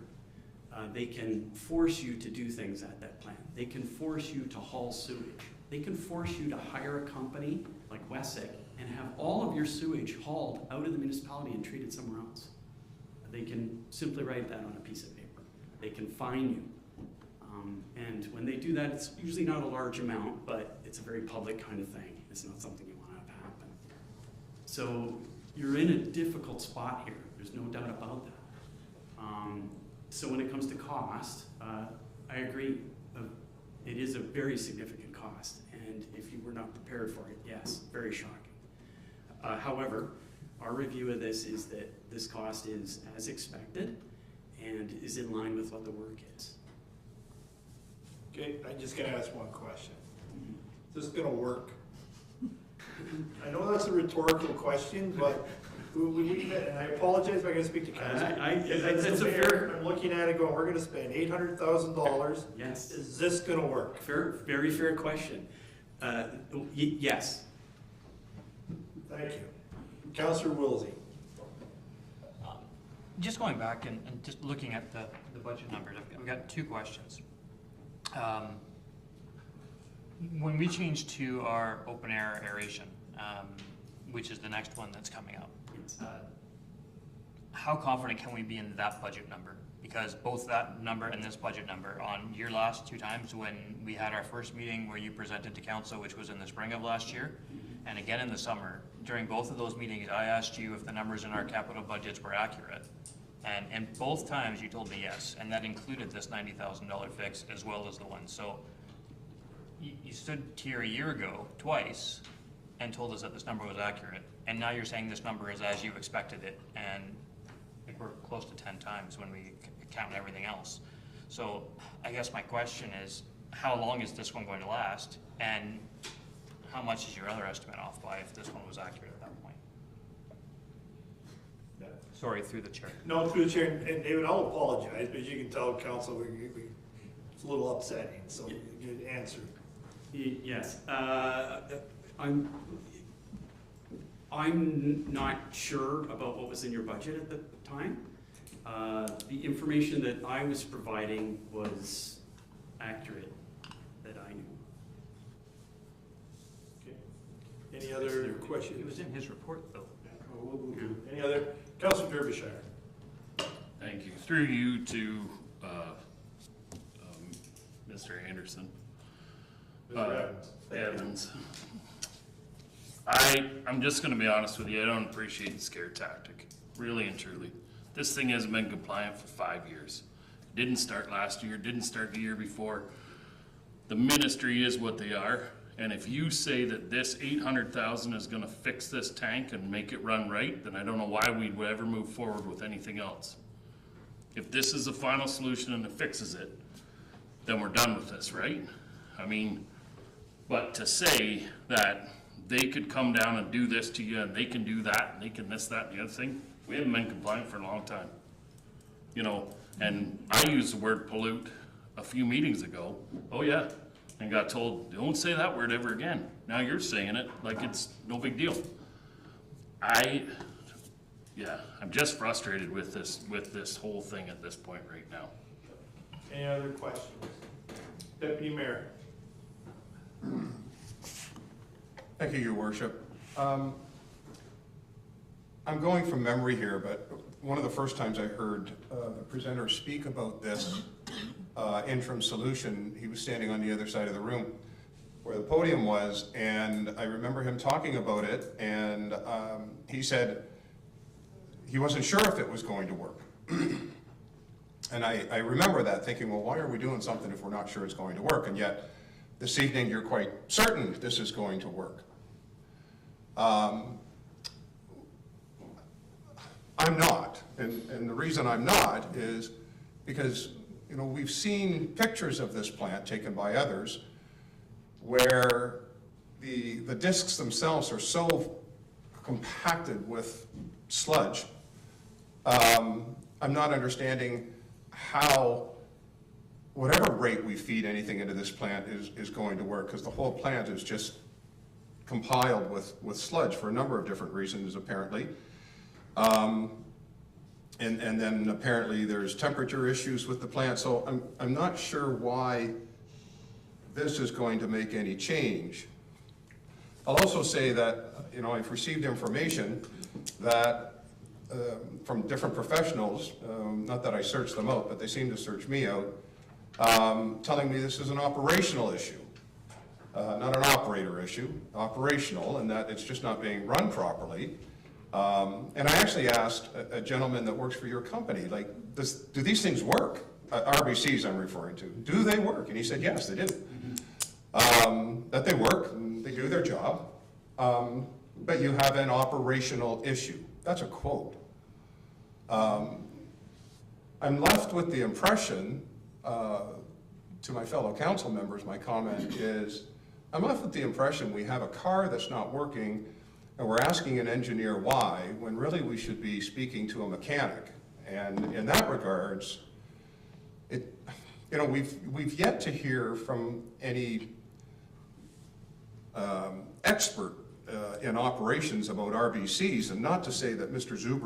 Zuberbuehler isn't, because I'm aware of his qualifications and he's well qualified, but I'll be honest, I'm not sure if you deem yourself an expert in RBCs, sir. You may well be, I'm just not familiar with it. But I'm really perplexed, and now that we're at an $800,000 tab, I'm just not prepared to spend that much money, given some of the other information we're receiving. I just want clarification about what we're dealing with, as much as I want this off of our agendas. This is a tremendous amount of money for really, and the reality is that this money we're going to toss in the garbage when we rip all of this out and put open aeration in. I'm just not comfortable with that. I'm not sure. You can comment if you choose, sir. Yeah, certainly, through the chair. So a couple of things. You mentioned seeing the RBCs and talked about sludge on them. That sludge is actually the attached growth. The discs that are in there are supposed to be covered with that. It's a biofilm that's generated by the biological growth that's there. And that is the treatment system. That is, by design, how they function. It is possible to have too much on them. It's possible to have too little. But generally, you should always see that there. That is a normal function. You discussed, I think you were speaking with Harpreet at my firm, and he mentioned operational issue. In his he's the PhD. In his world, operational issue is anything that's impacting on the treatment system. And in this particular instance, it's the inflow that's coming in that is too large. For him, that's an operational issue. So, you know, smoothing out that inflow, taking the peaks off of it, reduces now that inflow and eliminates that operational issue. So that would be the detail to explain why that comment was made. You also mentioned the engineer and the mechanic. Certainly, if your issue is with something you need fixed on the car, but you know, if your car only seats 5, but you need a car that seats 8, the mechanic really can't help you. So you're gonna have to do something bigger, and that's kind of where we are right now. The equipment that is in the plant is simply too small to do it. The thing we're doing now, and as many of these things that we've done so far, these are all just little, as I said, tweaks, little fixes to buy us some time. We do ultimately have to do the switch over to the extended air. That does have to happen. All these things are just buying us some time.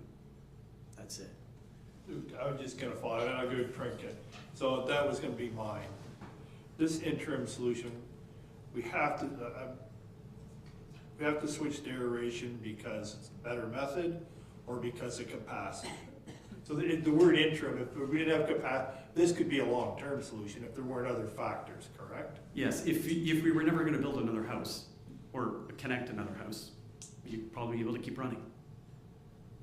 But you need some more capacity. Okay. Councillor Canis, I apologize for. Oh, no, I think we're all kind of shocked, dismayed, a whole bunch of different words, I guess, with the numbers. My question, I guess, is what's the alternative? What do we do? And doing nothing doesn't seem to be an option either, so. Okay. Any other comments? Deputy Mayor. Thank you for, filling in all that which I don't know, which I'm finding way more information about this subject than I ever really thought I wanted to know. So we do have this third unit here that we're now going to use as a tank to draw out of. But so what happens if we put an RBC in there and increase our capacity by another third, I guess? Even adding one additional RBC is not going to help you. Along with not having enough capacity with 2 right now, if anything happens to one of them, you're now in a lot of trouble. And that's happened several times now, where there's been a broken one, and it takes a really, really long time to get it back into operational mode once you've taken it offline for a week. If one of the screens breaks and you have to have some welding done on it, it's offline for a week, all that growth dies, you have to pump all of that, it's all got to be taken out of there. It's now no longer a functioning treatment system, and it takes months for that growth to reattach itself and for it to become functional again. So ideally, even at this point, with the amount that we've got and the size of those units, you should really have 3. And that way you could take one offline to clean it and do maintenance on it and things like that. So even right now, we're short. So I guess I've never heard, first of all, the gentleman from your firm I spoke to explained the idea of bringing them on and off, and which makes perfect sense. So, I mean, we've never been told about an option of putting a third RBC in, which buys us some, instead of losing 50% of your capacity, you're losing a third. It basically keeps your plant where it is today, which, hopefully we could get it operational, and then using another system of storing the stuff and bringing it in. So you bring in a transport trailer or something like that, right? You're using that as to hold your sludge, or your effluent. So I see $800,000 potentially being disposed of in a couple of years or 2 years. I'm not sure exactly what the time is to go to open aeration.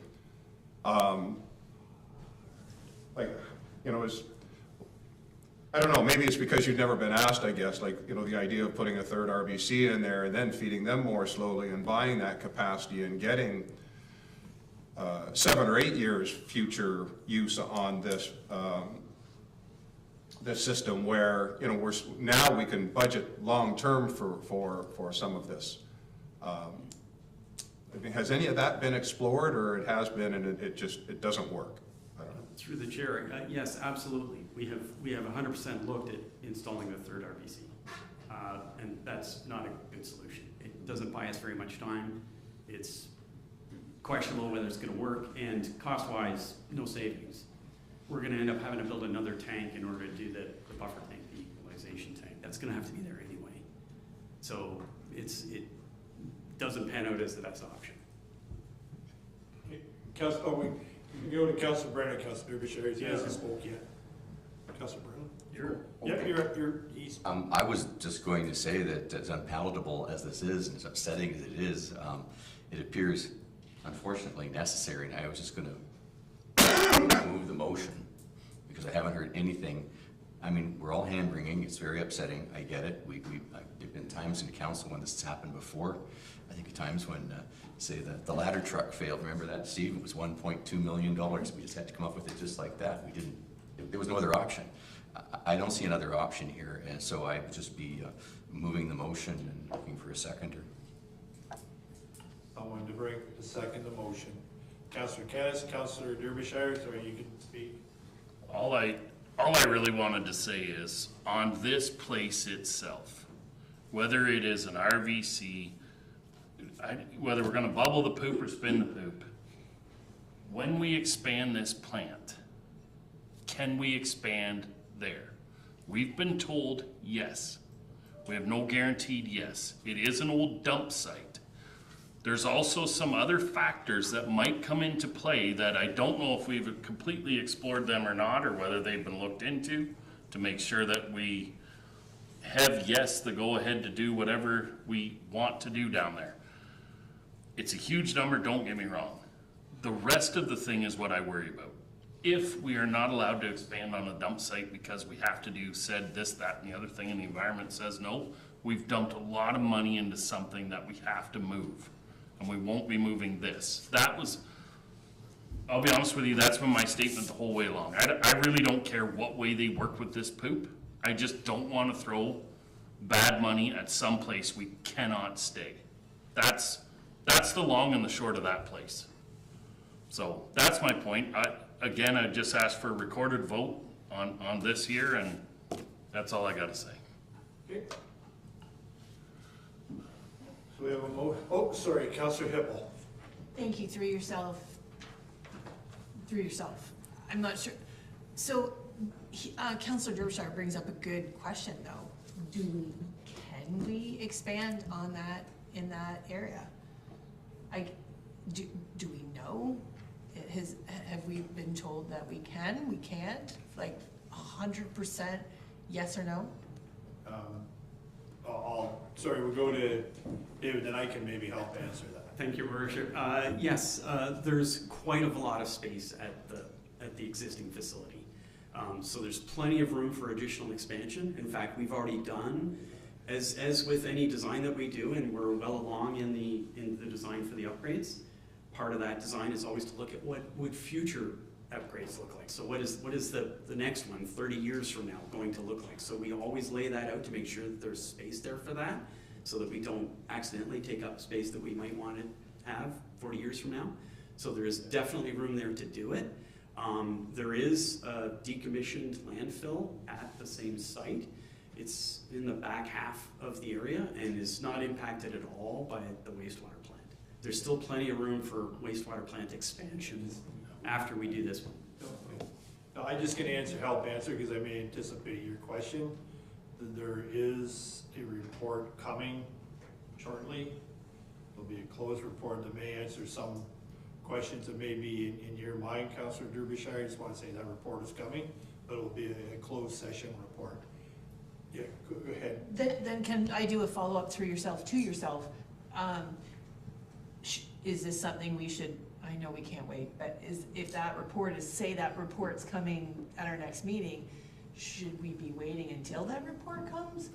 I mean, does that make sense to you? Like I hesitate not to answer this, to make a decision on this, but I hesitate to, if we have a report coming, to make a decision if this could impact it. I'll maybe answer that, but you looked at me, so I'll maybe. Sorry. No, but I will answer it, because listen, this is unpalatable, it's upsetting, but I think we're looking at two different things. There's an immediate need for us to be compliant. And this is one of those cases where I have to plug our nose, because the long term, whether it's the legal ramifications, whether or not it's, you're going to look at an alternative site, that's not gonna happen overnight. It's gonna be a long term, there's huge budget considerations, there's land considerations, so that is maybe a separate question where you do this interim solution. And if for a whole bunch of different reasons you wanna look at a different site, that's a long process. But in the meantime, while you're looking at that, or you're sorting out the legal ramifications, the costs, the location, you need water, we still need the plant to operate, right? So anyways, Councilor Kennis and Councilor Wilsey, then we're gonna bring this to a vote. I just wanted to, I guess, kind of repeat what you were saying. While this is difficult to swallow, does the interim solution, I guess, provide us with more time to look at alternative solutions? And that's exactly what I was thinking. That's what you were saying, and I think that's important, because to do nothing at this point doesn't seem to be an option to me at all, so. Go to Councilor Wilsey, then we're gonna go to the vote. My question is just on the expansion and everything that, for the site that we've looked at, we've heard there's lots of room to expand. I would just like to know what class of environmental assessment we have completed to know that there is room to expand on that site. Well, I'll answer, but that's not relevant to this vote, but I ask. Rules are changing on EA. The province is got some stuff out right now, and they're talking about making some changes. However, you would be asking for a capacity increase, and when you do a capacity increase, that generally pushes you to the highest level of Class EA. Okay, let's bring this to a vote. But we haven't done any yet, correct? No, because we're not doing capacity increase right now. We're just fixing the plan. Just. Yep, recorded vote, so we'll start. You ready, clerk? We'll start there. Councilor Brennan, all in favor of the motion? And the motion is? Sorry, the council award the Mount Bridges interim solution to Finbelt General Contracting Limited in the amount of $723,079.10, including full HST. Further, the council award the contact administration for the Mount Bridges interim solution to R.B. Anderson, the amount of $66,535, including full HST. In favor, holding my nose. Okay. Councilor Wilsey. Opposed. Okay. Councilor Brennan. Kennis. Sorry, Councilor Kennis. No, Councilor Wilsey voted. Yeah, you called him Councilor Brennan. Oh, I'm sorry. I'm gonna plug my nose here in a minute too. Did you vote, Councilor Kennis? Oh, I did, without a microphone, yes, sorry. Okay, thank you. Councilor Hippel. Hesitantly, yes. Okay, and I will reiterate, plug my nose and vote yes too. Deputy Mayor McGuire. Opposed. Councilor Pammer. In favor. Councilor Derbyshire. Opposed. Councilor Peltman. In favor. Motion carries.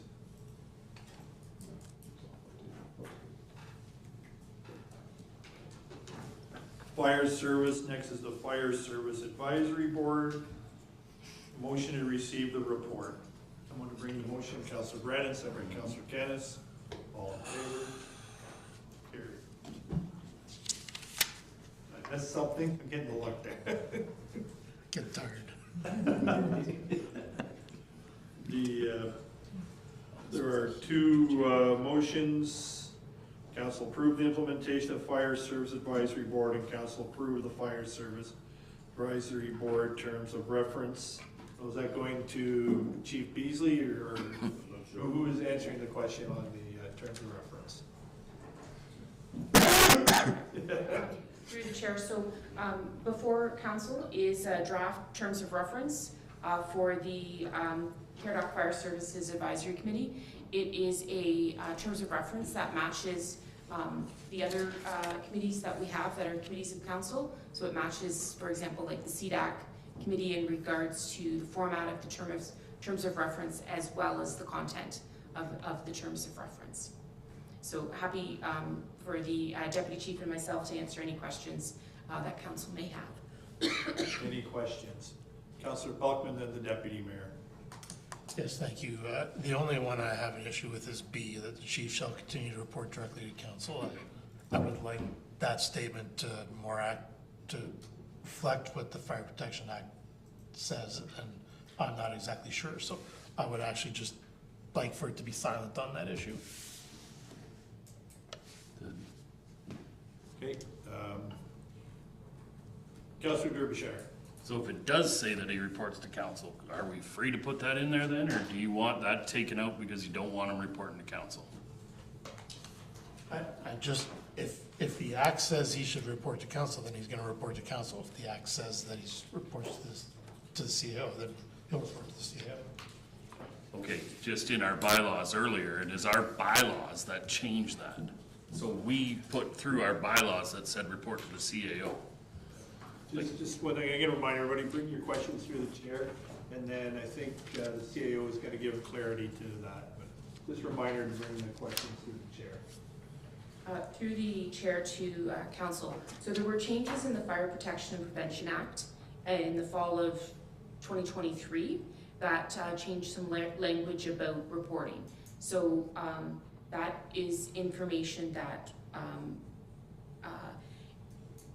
has been looking at being clarified. So the Office of the Fire Marshal did release sort of a statement about the wording, and it does say that, and it sort of matches the language within the bylaw, that the fire chief,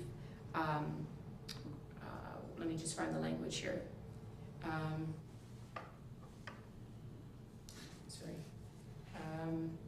Just looking for the section here, just pardon me for a second.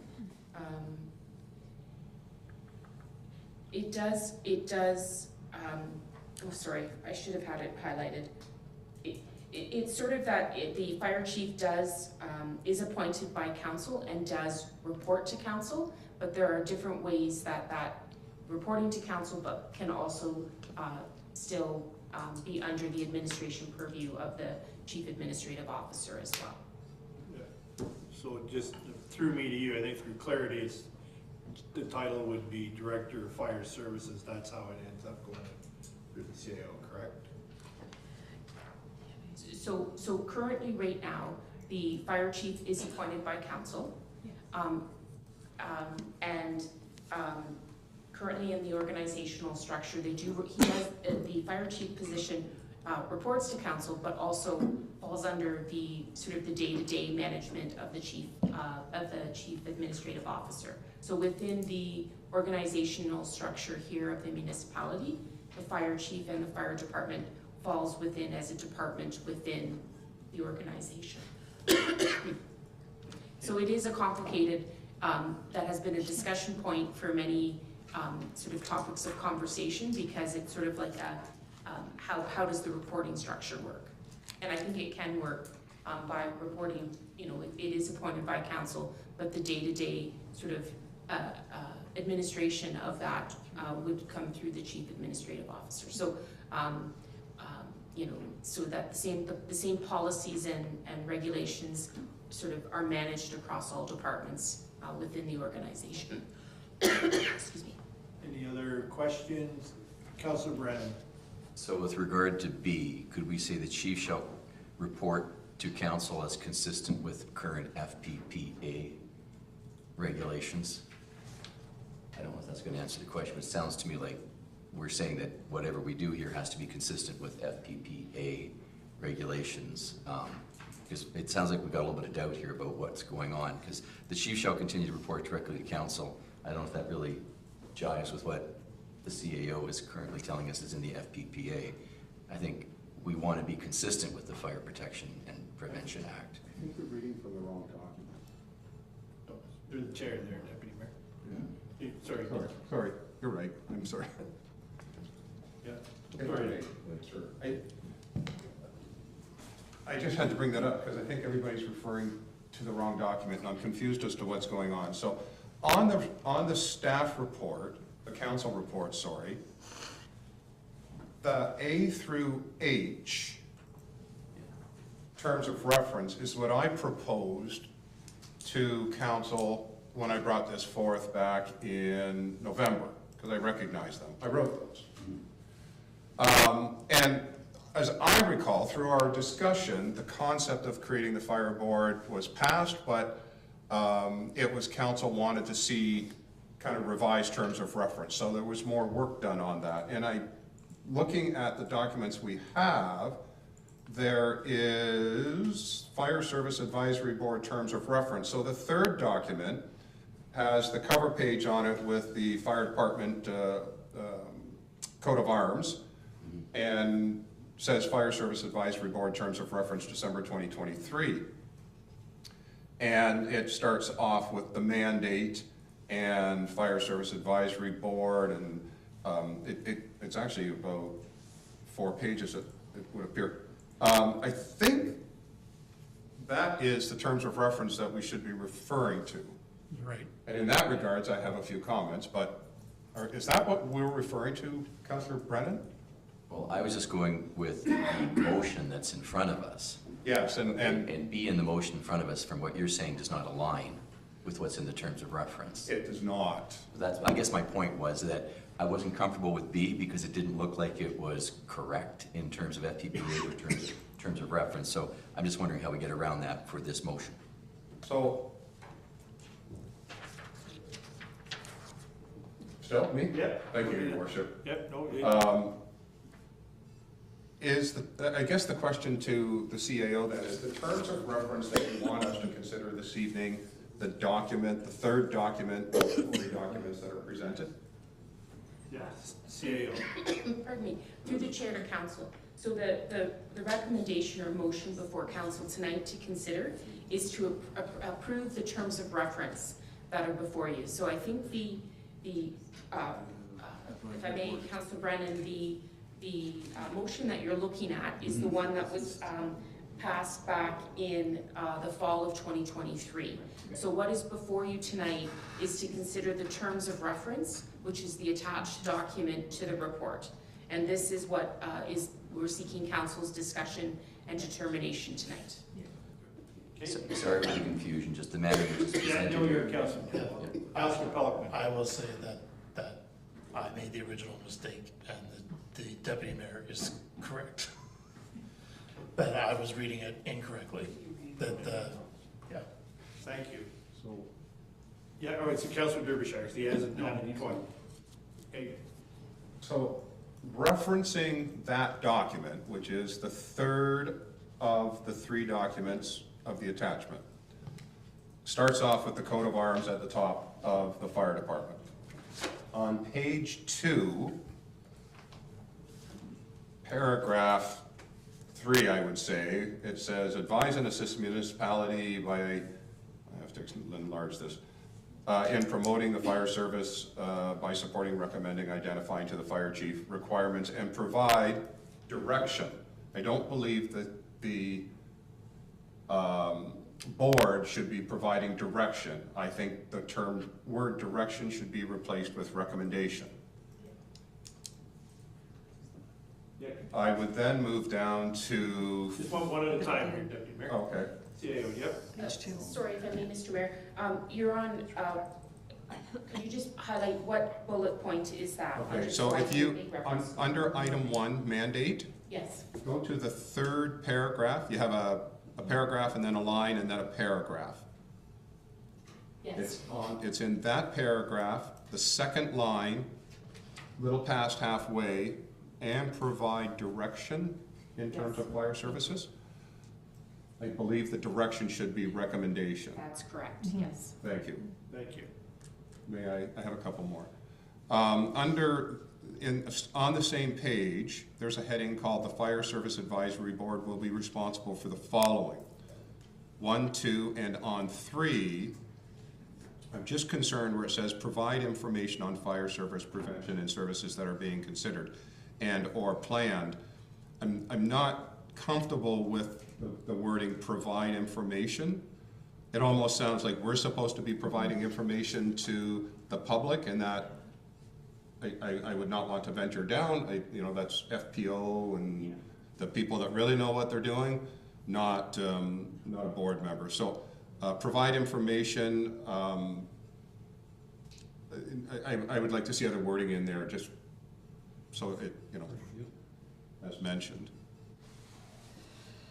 I'm just waiting for the CAO to catch up. On the next page, it has a title, Fire Services Advisory Board. And it has 1, 2, 3, 4, 5, and then it says the Fire Service Advisory Board will not be responsible for the following. 1, 2, 3, and in 4 and 5, it says planning issues and budget issues.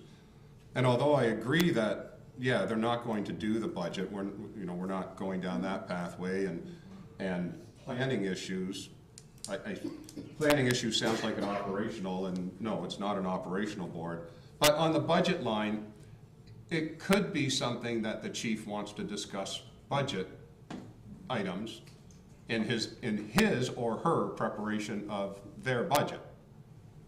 I'm not sure why a board couldn't assist in that. And I'm going from, this is all discussions I had with the chief when all of this started.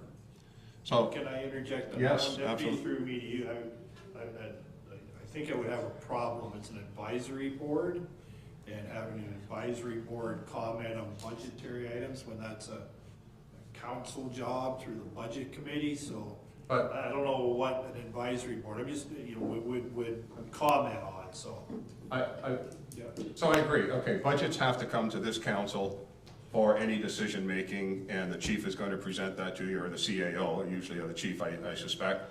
But in preparing his budget, he may choose to speak to the board about, I think this, I think that, what do you think?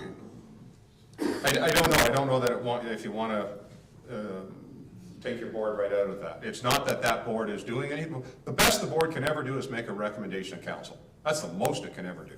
Doesn't make policy. I don't get hung up on it. I just leave it there. Okay, Councillor Wilson, then we need to, we got a lot still to go. I'm just wondering, and that was kind of my point with the initial mover who wanted the board wanting so many changes to the terms of reference.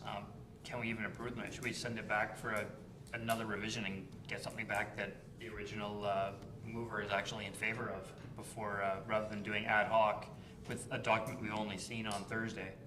We only had Friday and the weekend, and now we're here. So do we have a seconded motion? I may agree with that, Councilor. So we had a second motion Not for the second part, no. for the second part. So we don't have any motion in front of us for Councilor Wilson. If you want to bring a motion to defer, I would make a motion to defer this and bring back a revised version that the deputy mayor and the fire chief approve. okay. I saw Councilor Brennan's hand there as a seconder. All in favor of deferring? Carried. Thank you. Now move to the CAO hiring report, the building inspector. We have a motion to receive the report for information. Motion to receive. Councilor Brennan, second by Councilor Palmer. All in favor? Carried. CAO, did you want to? Oh, Director. Thank you, Your Worship. Haven't spoke all night, so my pleasure. Good evening, Council. I'll be very quick. This is 9:45, so I'll be very quick. So happy to announce we have a new hire starting today in the Building and Planning Department. What precipitated the need for that? We had a resignation in September 2023. So I'm happy to announce through a fair recruitment process, several interviews and team interviews, we made an offer of employment to Jordan Zadorsky for a building inspector. Great background with respect to experience in the building industry, construction industry, over 15 years working the carpentry side.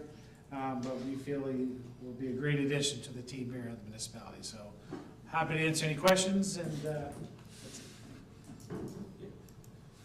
Any questions on that one? Next one is the service delivery review. Motion to receive the report on the service delivery review. Someone make the motion? Councillor Brandon, second by Councillor Kennis, all in favor? Carried. CO, did you wish to speak to the report? Thank you, Your Worship. Before you, excuse me, pardon me. Before you is a report and a copy of the RFP for the service delivery review.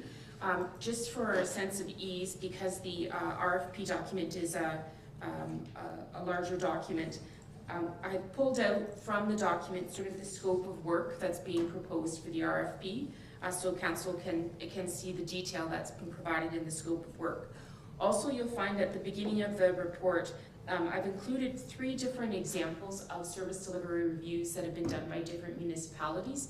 And there are 3 examples these examples are from 3 different companies. So you can see the style, the content, and just how they differ.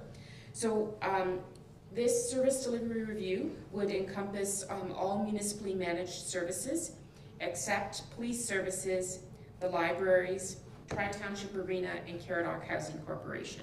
So all other departments within the organization would be part of this service delivery review.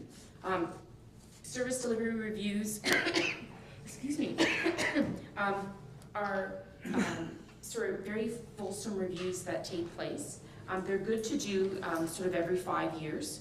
I've had experiences with both service delivery reviews where there's been 6 municipalities, so the upper tier, 5 municipalities, the upper tier and the 4 lower tiers did one together to look at synergies of departments. I've been involved in a single tier municipality doing them, and they've all been very good because they really take a close look at the services being offered. So if you look in the report, I've pulled out sort of the deliverables that we're asking the potential consultant to complete. So there's about 7 bullets there of the deliverables that we're looking for. So again, for an example, we're looking at them to start by reviewing and analyzing the services that are being provided, the programs, the staffing levels, and the service models. We're looking at a cost versus value relationship. So we really try to encompass both financial, how they're being delivered, what's being delivered. So we're a really fulsome review. We're asking them to identify risks. So any risks with alternative delivery options and service level recommendations. We're looking for recommendations and implementation plans. So it's not just saying what, it's then giving more detail on how, any proposed changes or proposed recommendations. We've also looked at sort of distinct phases in the project as well. And so you can see, and we included at the bottom of page 2 of the report, there are a number of questions that we're seeking sort of some information and answers from. You know, should it be delivered in partnership, private or voluntary sector? Is there, you know, services that are necessary for government? What's in the public interest? How does it fit with the public's priorities? Impact of changes on service levels. So we really tried to be as specific and very detailed.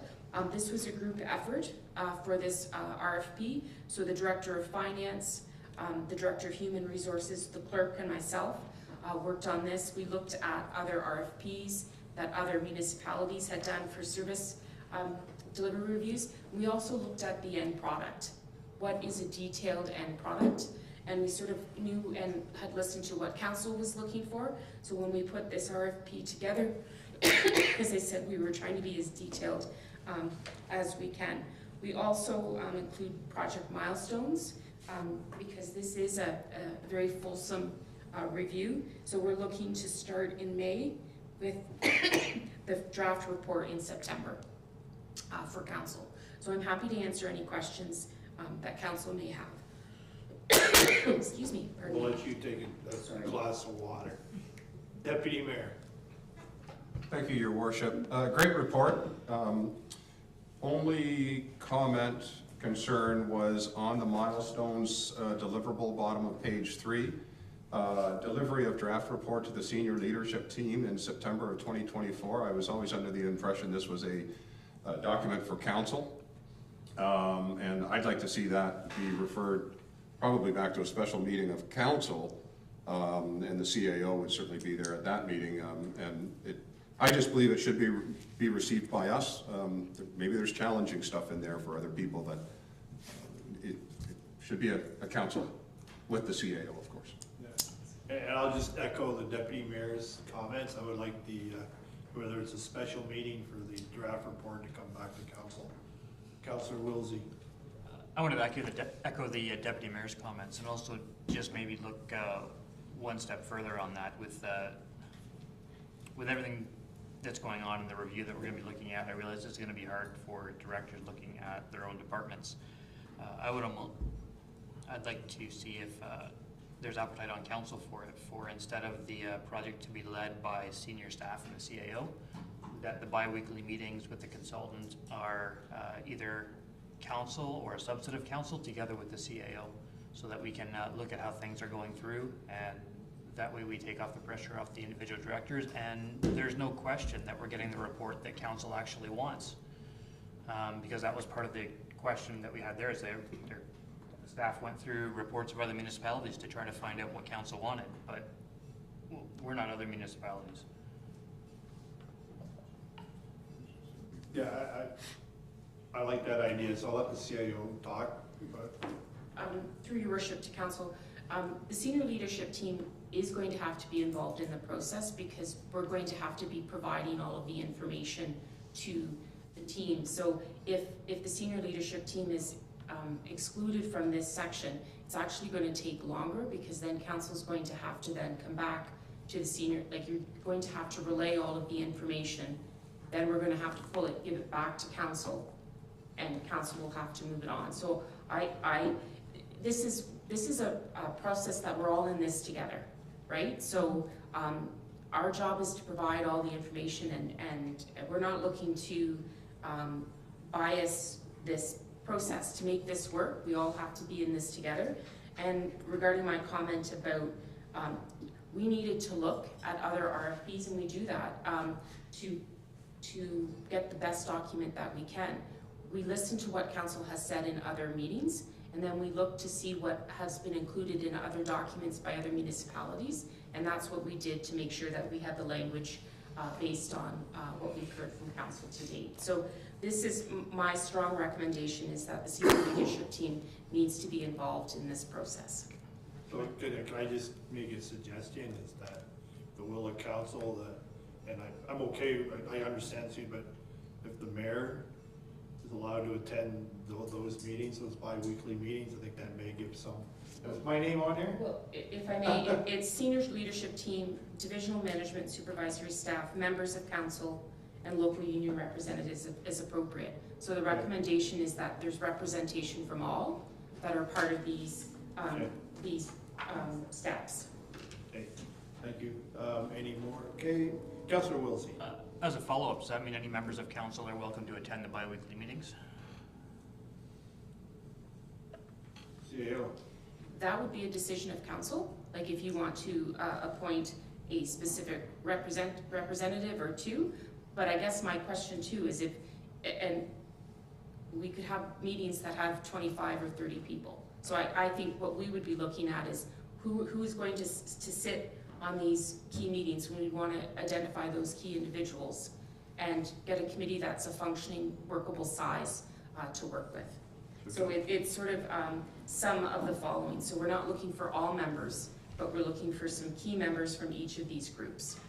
So I understand, I'm going to make a suggestion that we approve the RFP, and we've got till May to kind of iron those details out. There may be some validity, we can bring that up at a later date. So you have two motion to council direct the CAO to release the service delivery review RFP as presented.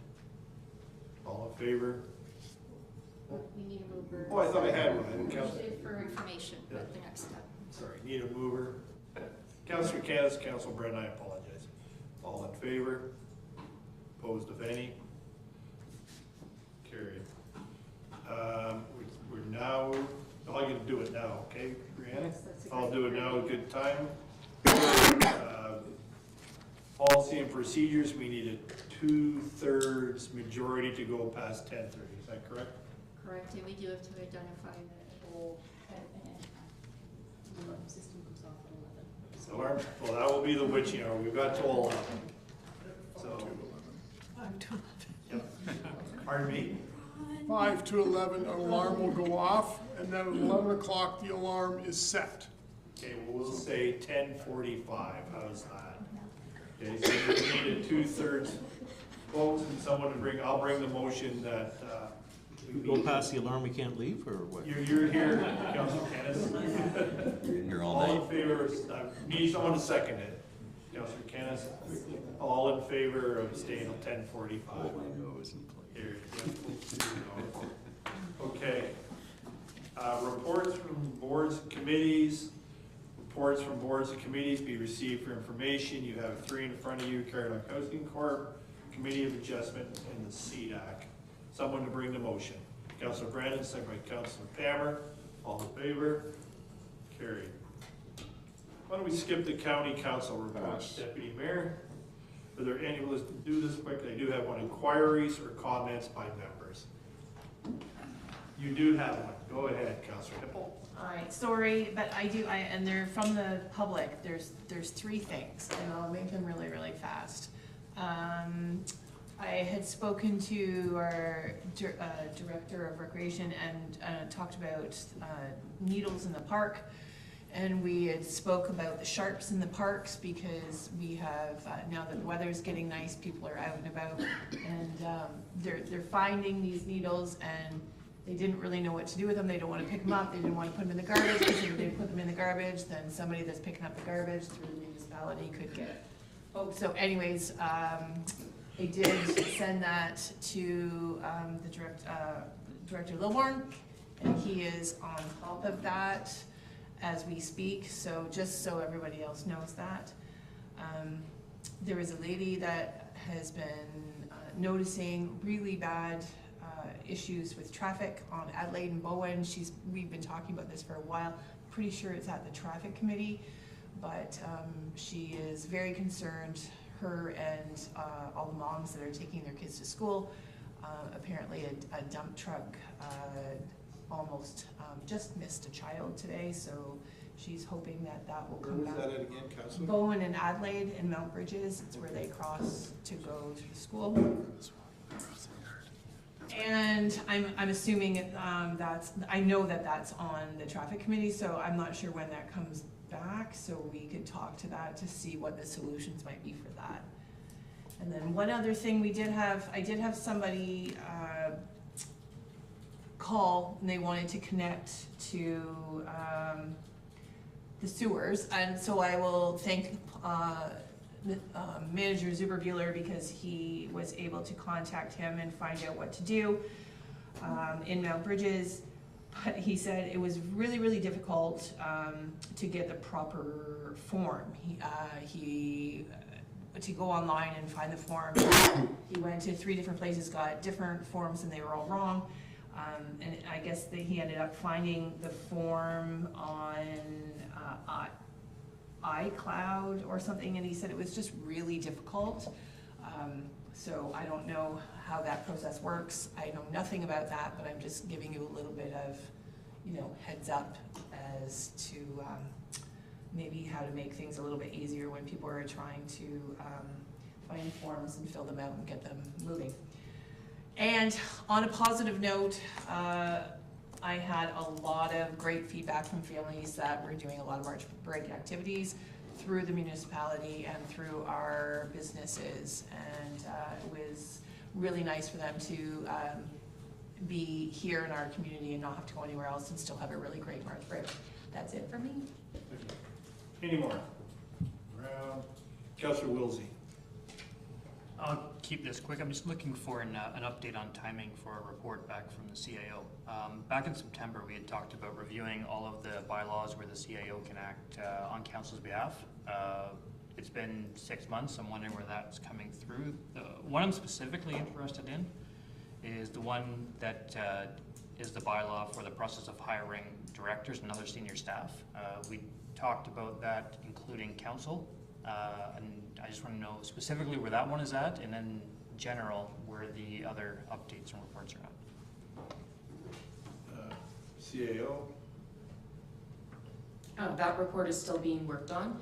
I will not have it finished for the next council meeting in April, but I will do for the second meeting in April. I'll have it forward to council. On the second specific bylaw, that one is maybe more urgent, because should we move that one ahead to update, so like hiring of directors involves council? Well, why don't we just give the CEO, given everything right now, time, the second one in April, we'll give her time to do it. Did you have anything, Councillor Brennan? No. No, anybody else? I just have one real quick, and that's to do, just to formalize my request to the AO, to get a report back from emergency services regarding the procedure with train stoppages. I know there was I've had some people ask, so just. Sure, a motion that recommended. Yeah, go ahead, sorry. Oh. Sorry. Did I miss you, or did it? It's okay. I just had one quick one. It was on the Melbourne Agricultural Society, where we're at with them, and I was gonna bring it up at finance, but we didn't. Finance moved pretty quick, so I don't need to know now where we're at. I just wanted to kind of throw it out there so that next meeting, we can either discuss it or I'll throw a motion out for it. Yep. I think Director Lilborn's got the itchy trigger finger, so he's gonna answer. Through the chair to Councilor Derbyshire, there's a motion made at CDAC to award, to provide $10,000 to the Melbourne Ag Society as part of the community events program. There you go. Thank you very much. Councillor Pammer. Did we not make a recommendation to bring that to council? Through the chair to Councilor Pammer, you do, it'll come via the minutes of the CDAC meeting. So staff will be bringing a report forward though with a list of all of the awards and the corresponding amounts to the next meeting, just so council has it all on one page. So they got it. Okay, thank you. Okay, did you have anything before I go past you, deputies? Real quick, I'm just gonna ask, I'm gonna make a motion to have an information report brought forward on the procedures regarding train stoppages in this town. So I need somebody just to second it. Councillor Kennis, all in favor? Carried, thank you. With that, motion council may move into a closed session for the purpose of discussing the following. One item in accordance with council's procedure bylaw to approve in-camera meeting minutes. One item pursuant to section 239(2)(e) of the Municipal Act as amended regarding litigation or potential litigation, including matters before administrative tribunals affecting the municipality or local board. Two items pursuant to section 239(2)(b) of the Municipal Act 2001 as amended, personal matters of an identifiable individual, including municipal employees. Two items pursuant to section 239(2)(c) of the Municipal Act as amended regarding proposal for pending acquisition or disposition of land by the municipality at 10:07. Someone to bring the motion. Councilor Brennan, second by Councilor Kennis. All in favor? Carried. Yep.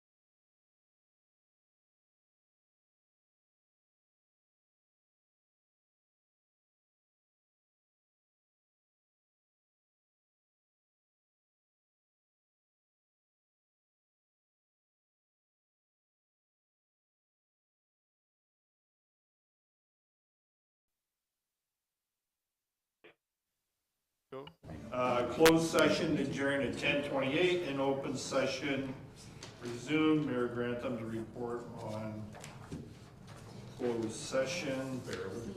The motion to resume open. Motion to receive, resume. Councilor Kennis, second by the deputy mayor. All in favor, carried. Sorry, I lost my paperwork. Yep, I'm gonna report on it, so where are we? That the direction in closed session, motion that the direction in closed session be approved. Someone to bring the motion. Deputy Mayor, second by Councilor Pelkman. All in favor, carried. Okay, there we met in closed session to discuss one item in accordance with council's procedure bylaw to approve in-camera meeting minutes. One item pursuant to section 239 2E of the Municipal Act. Two items pursuant to section 239 2B of the Municipal Act. And two items pursuant to section 239 2C of the Municipal Act. We'll now move to consideration of bylaws. Thank you, Chair, and I will move quickly this evening. The bylaw number 2324 is the bylaw to authorize the execution of the Community Improvement Plan Beautification Agreement. We're looking for first, second, third, and final reading. Motion that bylaw number 2324 receive first, second, third, and final reading. Councilor Kennis, second by Councilor Hippel. All in favor? Carried. Bylaw number 2624 authorizes the conveyance of property, this being 1009 Wright Street, Strathroy. Recommendation is first, second, third, and final reading. Motion that bylaw number 2624 receive first, second, and third, and final reading. Councilor, Deputy Mayor McGuire, Councilor Pelkman, all in favor? Carried. Bylaw number 2724 is to authorize the execution of the renewal of the agreement between Animal Care Center Lobo and the municipality. We're recommending first, second, third, and final reading. Bylaw 2724 receive first, second, third, final reading. Deputy Mayor, second by Councilor Palmer, all in favor? Carried. And finally, bylaw number 2524 is to confirm the proceedings of this evening's council meeting. The recommendation is first, second, third, and final reading. Bylaw 2524 receive first, second, third, and final reading. Councilor Kennis, Councilor Hippel, all in favor? Carried. Motion to adjourn at 10:30. Councilor Kennis, second by Councilor Hippel, all in favor? Carried. Thank you for your patience. We got through it.